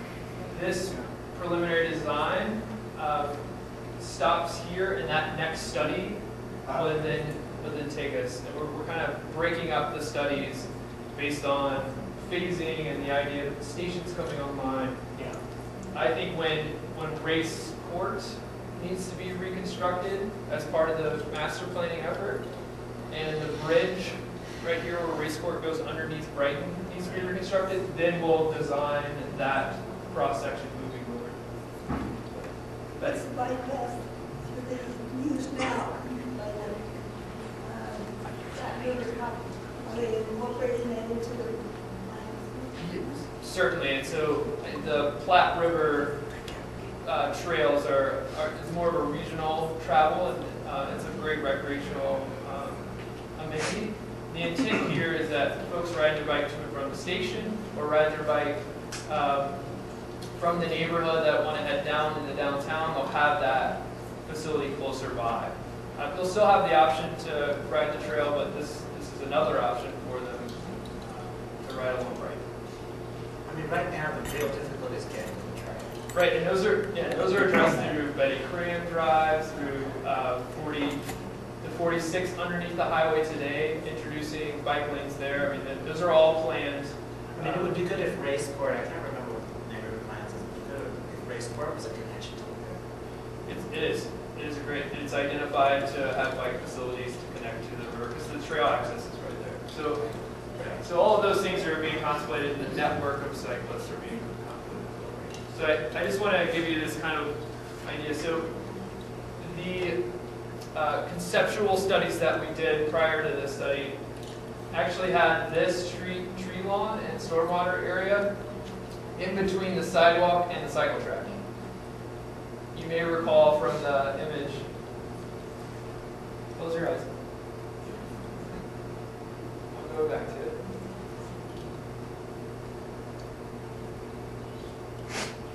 All right, so here you have the cycle track right on the curb of the travel lane and the tree lawn separating the cyclist and the sidewalk. It's a little less comfortable for a cyclist to be right up next to a travel lane, and so the consultants have recommended that we actually locate this tree lawn here, move it over to in between. I think that's a good improvement, because it just isolates you. There's some big, heavy trucks that are narrowing down, right? Yeah. Sure, put a truck in this image, because there still will be trucks on right. And so the thinking is you're separating travel lanes with this amenity, two-way cycle track, sidewalk, and then that sidewalk continues into that plaza area along the edge of National Western. So Steve, just kind of a civil engineering question, I guess.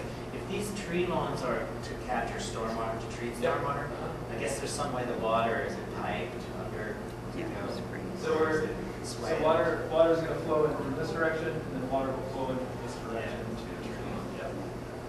David? Is that a curbing right there for the sidewalk? Yes, and there is separation between the pedestrian, a small vertical separation between the pedestrian and the cyclist. Yeah. All right, so here are some examples around the world. I don't think this is America. Of where this similar condition exists, where you have the sidewalk, you have a separation with planters in between the sidewalk, in between the street and the cycle track. So you've got sidewalk, cycle track, a buffer, and then the travel lane. Same thing in this image, but what we're showing here is a curb cut or a drive aisle or a street crossing. So for example, 48th or 49th that will pull into the National Western will have to cross this cycle track. And so the idea of pushing the cycle track inboard is a safer condition for cyclists and also for vehicles. So a car is driving along, they start making the turn, and their sight triangle is actually wide open to see more pedestrians and see more cyclists. This is a best practice in designing these types of systems. And then here are some other examples. So this is the concept right now, the idea for Brighton. We want to have a lot more discussion. So some next steps. First next step is to reach out directly to the property owners along Brighton Boulevard. Between 44th and Race, and this includes both sides of Brighton Boulevard, even the side where there's no property impact. Also, for CAC, I can come back again in May, and I'll be here anyways, but can present this information in May and then in June, and then there's a planned public meeting in June to roll this information out and talk about it. And then the intent is to complete the preliminary design at the end of the summer. And again, we're just trying to add a little engineering to progress the concept so we're ready when we have the funding. Questions? Comments? So is the funding, or when this is built, is that part of phase 1 of the National Western? Or it is. I thought you said it's part of the National Western Center, part of the 850. It is. It's identified in phase 1. Okay. Correct. Phase 2. Oh. But a lot of it will depend on when we can find the funding specifically for that project. If we can. The timing will depend a lot on when I-70 goes. Depending on, because we're talking about a section of Brighton Boulevard that runs underneath I-70 as part of this section of Brighton Boulevard from 44th to Race. So depending on when CDOT activates the I-70 project, that will dictate when that 44th to 46th part of Brighton Boulevard goes. And we also want to make sure that it's done in collaboration or consistent with when the RTD station goes live in 2018. Right. So we kind of have those two bookends to this section. I don't really understand why it would be linked to I-70, because the National Western Center is not to it, I don't think. You know, there's one here that I think could still be built regardless. I mean, I hope we're not betting on things going entirely smoothly with I-70. Oh, no. Armando? I'll leave it at that. What's the back? You know, National Western Stock's, in my opinion, it's going to go. I-70, that's a whole other ballgame, but if I were a planner, or, you know, and this project is going to take off, I would have the mechanisms in place to make this project go, regardless of what happens in the outside patch. I think there's a statewide interest. Not only statewide, I think it's worldwide, and global interest, to see the National Western Stock just take off. And I think it will. So, in my mind, I think the city should be ready. I wouldn't be hanging my hat on if I-70 happens here, or this, that. We should be ready to go no matter what happens. Yeah, I think we're just trying to be smart. Is if I-70 happens, if and when I-70 happens, are we prepared and have we designed it to accommodate that? We're just trying to be smart about the design and think about the phasing. As of right now, we're using the schedules that we know, but the schedules shift, and we'll be prepared for that. Anything else? David? Now, when you're doing these sidewalks, the streets are going to be pavement. Are the bike paths going to be pavement or cement? Or are you going to be able to do cement and colors of cement like the green and everything? Yeah, I think the intent, and we're going to talk through this, but it'd be great to hear from you guys about what you think. But I know that a best practice is to paint the cycle track green in conflict points. So where there's a driveway or a curb of some sort, that you paint it green so everyone knows that something's happening. But because it's separated from the travel lane, it could be a different color concrete. The intent is that the entire street will be concrete, except for the tree lawn, of course. But colors, you know, the shade of green, things like that. Can you try to ride a horse on bike lanes? I don't think so. It's not the greatest. Any other questions on this topic? We've got one more agenda item that somehow didn't make it to the agenda, which is Eric, you're going to give a quick presentation on sort of the schedule. Yeah, it's really related to the work plan, I believe. And my name's Eric Schaffrin, so I now work with Kelly Lead specifically on helping manage the activities related to activating the National Western Center. So just specifically related to activities within the study area and implementing the master plan. So I'll pass these out.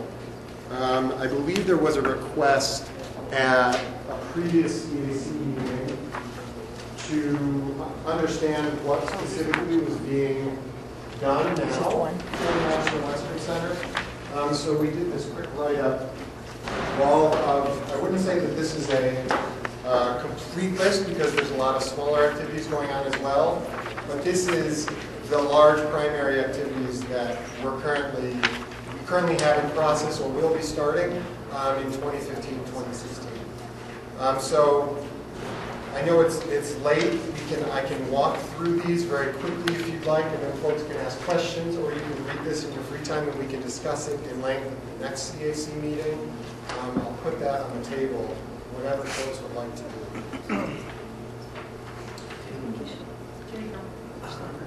do. You next, Yeah, so you can come back next May. Yeah.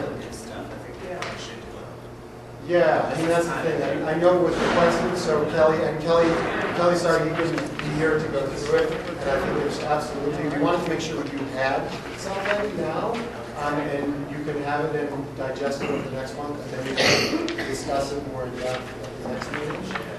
Yeah. No, I think that's totally appropriate. In many ways, I felt kind of bad handing this out, and then not specifically describing everything. And not giving you time to talk about it. Totally comfortable with it. Yeah. But what it walks through, we are basically kind of two categories of activity.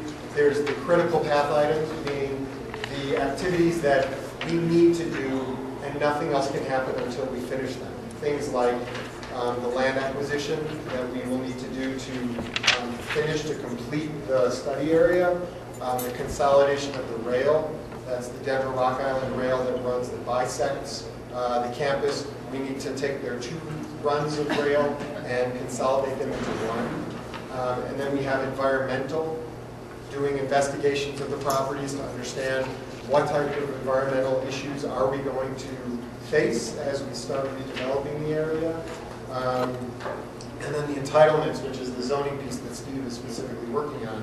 Those are all critical path items. Those are all things that we need to get started on and we need to be doing now. And once we finish those, then we can really start, going vertical, putting in our infrastructure and building buildings. And we can't do that until we own the land, until we consolidate the rail, until we have the proper zoning, et cetera. And you have money. So let's, next month, I think we That'd be can, great. we can devote more time to going through these individually. That'd be great. It's the last Monday of the month. I thought it was the 20. I mean, not a Monday. How did I say? The last Thursday of the month. Yeah, gosh, no. I thought it was the 20. It's in the roundup. Yeah. It's the 28th. That's correct. It's the 28th. So to wrap up, one last issue, which we will talk about next May, next meeting, thank you, because I think it's very important as to happening. So the mayor's office, as you well know, the city and county of Denver cannot spend any money on campaigning. It's on campaigning or doing anything associated with putting something on the ballot and doing something and spending any money. It's actually, state law is very clear that if you spend more than $50, you've violated all kinds of laws. So the mayor's office asked us to start putting together some information and to do a poll, which we did. We didn't do it. We don't poll. We're not pollsters. We hired it out. We used one of the better renowned pollsters around the country to poll just on this issue as to the viability of passage of an issue in November of 2015. This is not statewide. This is only the city and county of Denver. The biggest challenge was that the mayor's office and the city, more importantly, the city attorney's office had to decide what, because of Tabor, and because Tabor requires you to be very specific as to what you have to put on the ballot, the Tabor question is complicated. So they spent a lot of time working on it, and they finally gave us a question that we could test to the voters.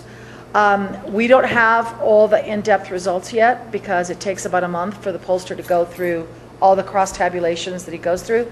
It was a survey done about 3 weeks ago, 500. It was statistically valid, scientifically dead. It's David Hill, who's the pollster out of Hill Research, who's done a lot of tax polling in Colorado, did it. We will have results and total analysis in the next couple of weeks. So we will have some, so what I think we'd like to do at the May meeting is 2 things, or 3 things actually, is give you a view of what the response is by the voters about this issue, okay? And what the issues are. Hold on 2 seconds, Amanda. The second piece is, I think we need to have a presentation from Kelly and Carrie. For your purposes, I think Visit Denver has to be part of it, because the package that is being contemplated going to the ballot is not just the National Western Center. It also contains $104 million for the Colorado Convention Center, and there's a reason for that. And I think it would be important, as they're also doing the convention centers, and along with planning and development, has been doing a framework study around the convention center and be doing some additional things. But you all need to understand that if this goes forward, this question is not just about the National Western Center. It is about extending two taxes that expire in 2023, and that will fund the National Western Center, but will also fund the Colorado Convention Center and their improvements that are needed in order to stay competitive. So I think it would be, I mean, you guys may not want to know, but I thought it would be helpful for you all to understand the kind of research that's starting to be happening and what the voter in Denver thinks about these issues and about all of that. And then have Denver talk through what we need, what next steps are from their perspective, from a legal perspective, as to what the schedule is. Once this surfaces and the city decides to go forward, there's a fairly prescriptive schedule that you have to follow through to get on the ballot, and that's a decision that the mayor will make in the next couple of weeks after the election next week. Susan? Well, Armando, I'm sorry. You need to sit at the table next time so I can see you, otherwise I can't. No, I was just going to add to that. I think in order for us to be successful in this endeavor, that we need to really reach out to the millennials.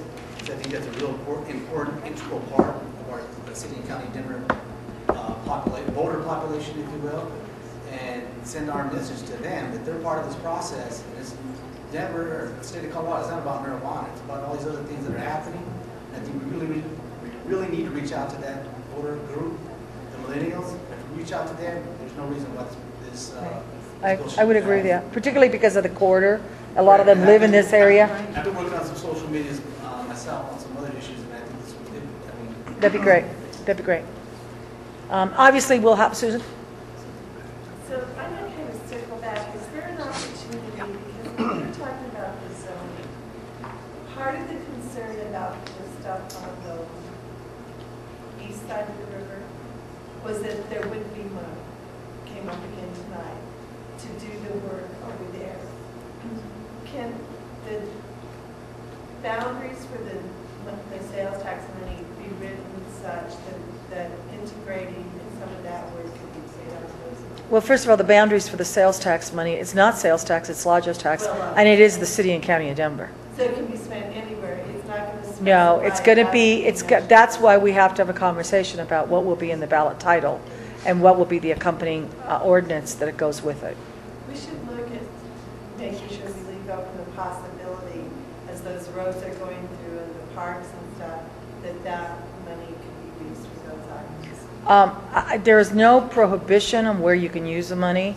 The money is collected by the city and county of Denver and spent in the city and county of Denver.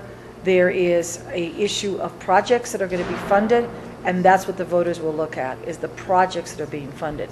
Just so that you know, we need to define the project then broadly. Well, the projects a lot of them are in the master plan. We broadly defined a lot of projects in the poll that talked about doing the what was important to the voter in terms of what they thought, if they were told what this money would go through, a ranking priority of what they thought would be important to fund in this area. So I think, Eric, you and Kelly will need to talk about that in terms of that piece. That's clearly a city and county of Denver issue. We tested numbers that were given to us by the Department of Finance, because obviously it has to go through their financial pro forma as to what can happen to be able to do this. A. Just for the fun of it, and I hope this is possible, I would love for the survey question to be sent to us on the roundup so that we can answer it. Is that illegal? It is not illegal. It is not illegal. I have to tell you, it's a privately funded survey that's owned by 3 entities, and if you ever want to... I don't want it to be into the poll. I want us to just look at ourselves as a mirror. Can't we look at the question, just answer? We will give you some questions. We will get, when we do the presentation, we'll give you the actual questions that we were asked, okay, when we give you a summary of a presentation. I'm not sure it's helpful to the effort. This is where we have the delicate balance. I know it's curiosity. I know. I get that, but we will give you that information that we think you really have to have. We will give you a piece as to what the questions were actually done. Good question. This has to do just with the lodger's tax. It is not just the lodger's tax. It's really important that you understand that in 1999, the voters of the city and county of Denver increased the lodger's tax and the car rental tax to fund the expansion of the Colorado Convention Center. Wouldn't have anything to do with any possible bond. The question gets complicated. This is not a tax increase. It's really important. There's tons of confusion, and there's been a lot of drama in downtown Denver about whether this was a tax increase. The hotels got freaked thinking that this was going to be a tax increase on them. It's really important to understand this is not a tax increase. This is a continuation of a tax that expires in 2023. The reason we're going to the ballot this early is because there's not enough capacity left to use the excess dollars to do any of this project, unless, to your question, the city and county of Denver has more bonding authority. So the question asks for, and I don't have it with me, I'm doing it by memory, about $895 million of additional bonding capacity, which translates in a repayment value of $2.1 billion, okay, for the purposes of funding a series of projects. So, does that make sense? So it is asking for bonding authority. It's extending the tax. The other thing it is not doing, this question does not put a sunset on the tax. And there is some commitment to have a certain percentage of the money in perpetuity go for maintenance of capital facilities long term. So we don't get into the same situation. Kerry Kennedy likes to say it, so we don't get into the same situation that we have to go in the back end 25 years later and have to do major work because we didn't do the maintenance of the facilities appropriately. But I think that's a discussion we should have next meeting, if that's okay with you all, because it's if the mayor decides to put it. So here are the choices we have, because unfortunately the law is very prescriptive. Either you have this old council, not that they're old, but the outgoing council, the existing council, okay, put it on the ballot so we would have time. We would get done before July 4th so we could kick off a campaign. Or the other option is that we wait until the new council, where you're going to have 6 new people, and we would not then be able to get on the ballot until the end of August, which means that we have less time to start a campaign. We can't really do an official campaign. We can start the effort, but we cannot have an official campaign until the city and county of Denver decides to put it on the ballot. And it has to be approved 60 days before the election? It's 90 days, actually. It has to be done no later than the first week of September. It's right after Labor Day. We think so, but you all get sometimes very concerned when we come in with a timeline that is agitated and aggressive, which is why I'm proposing that we have this discussion next meeting, if it's okay with everybody, because if the mayor decides that he's going and he wants to have it in this existing council, we will be in front of council in the month of June. Yes, let's do it. So. You get no argument from me. No, Yeah, Paul will not argue with this. And since I probably have to end up going to raise a lot of money privately, I would like a little more time. So. And this is connected to the recently passed CSU. It's connected to what now? Connected to the CSU bill, because the CSU bill is very specific that they don't have access to their money unless the voters of the city and county of Denver have extended the lodger's tax. So how dependent is the financial plan on those RTA monies? So if we got CSU and we get the bond, So we don't get RTA. Let me answer the question in a different way. The legislation says that if we do not get RTA, this was a big discussion in the legislation because it's a little weird to have the legislature pass a bill that states something about approving an RTA when a different entity of the state of Colorado is deciding whether it's appropriate or not, right? So the other piece on it is that if we do not have RTA money, then Denver has a responsibility to come up with that equivalent. It could be a combination of the stock show and us and whatever. Keep in mind that the stock show, which is we also need to talk about, has to come up with about $125 million of private dollars. Are those dollars, or No. some of that being land? Some of it is land, because if the city did not have this land, they would have to buy this land. And 75% of the land is unencumbered under the original, the agreement that expires in 2040. Some of it is sponsorships, naming rights, whatever it is. 50 million of the 125 million is cash. So that's where we're at. So if it's okay with everybody, I think it's important that you all understand all the moving pieces on this, because if the mayor decides, in the next 2 weeks that he wants to go in this council and he wants to go in this November, we're feeling very optimistic that he wants to go this November, because it's really hard to find ballot positioning for the future, because scientific and cultural is going to the ballot in 2016, and our partners, i.e. the Museum of Nature and Science, does not want us on the same ballot as they are. What is the exact date where the wording has to be finalized? Is that going to be before our next meeting or after? No, the lawyers are trying to streamline language on this. Okay, it's council who will finalize the exact wording on it. The lawyers will be, David Broadwell will be very particular about what we can. Well, let's put it this way. David Broadwell will be very particular about what he believes has to meet Tabor, because the last thing you want is to go to an election, have a ballot title, and somebody challenges because you don't think you've met Tabor. Okay, so he will be very particular about that. As to what else needs to go into the ballot question, it's something to be discussed, and I think there could be some potential input. Keep in mind that the longer the ballot question is, the more at times confusing and cumbersome the issue becomes. So I just want to say that I think I don't think where this is going forward. I look forward to you being really clear about why. Nothing against the your side about what the right reason is for the the two projects coming here on the ballot, and what the choice and if that's the only choice with the I just want us to really understand that, because it kind of sounds like a done deal and there's some reason.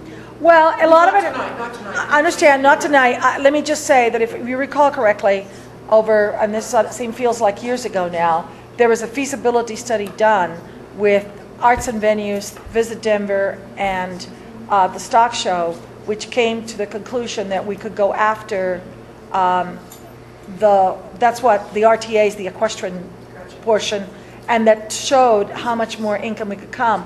There's an absolute synergy between what needs to happen at the Colorado Convention Center and what is happening here in the new facilities, and I think that's where we need Visit Denver to come give a presentation, whereby Richard Sharp can say, if this gets built, Richard Sharp will now nicely tell you that he can't sell this exhibit space right now because it's not to the standards by which conventions sometimes get used. And what he talks about very articulately is the amount of business he can open up if you treat the convention center and this 450,000 exhibit space when it's not non-stock show time. Okay. So I think it's a very good point. So I think it's important. We also think you need to remember there is a delicate balance that we have, that this is the first time ever that we are using lodger's tax for something that is not within the confines of the convention center. And Richard and Visit Denver and everybody has agreed that this is tourism related, even though it's not right next to them in the Colorado Convention Center.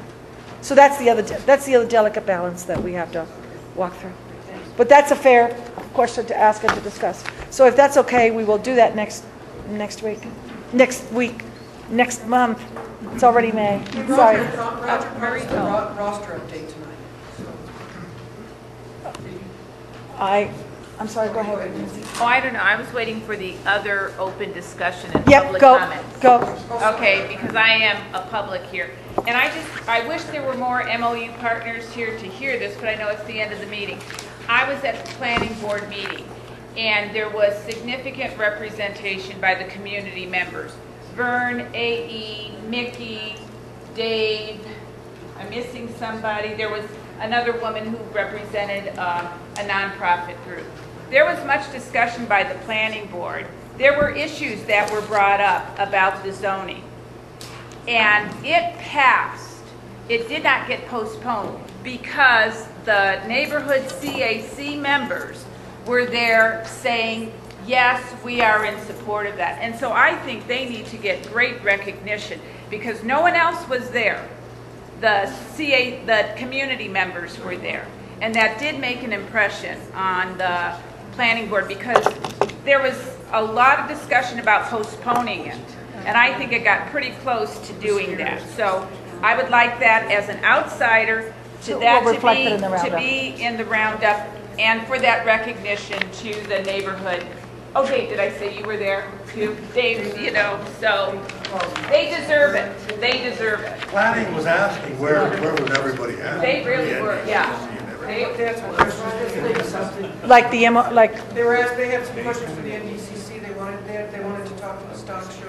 Yeah, somebody from National Western. I don't know what the questions were, but yeah. Okay. I think it was shaking their feet. Okay, got it. Are we talking about the roster of the committee? Yeah, I'd asked for a roster update about. Is it not up there? I didn't see it. It's up there. I had asked him for a digital. Armando says it's up there. Okay, good. Okay. You want a digital one? We'll just put it as a link in the roundup? Yeah, well, if it's okay with everybody, then maybe people should get back to it if it's accurate. Okay. All right, guys. Thank you. Thank you.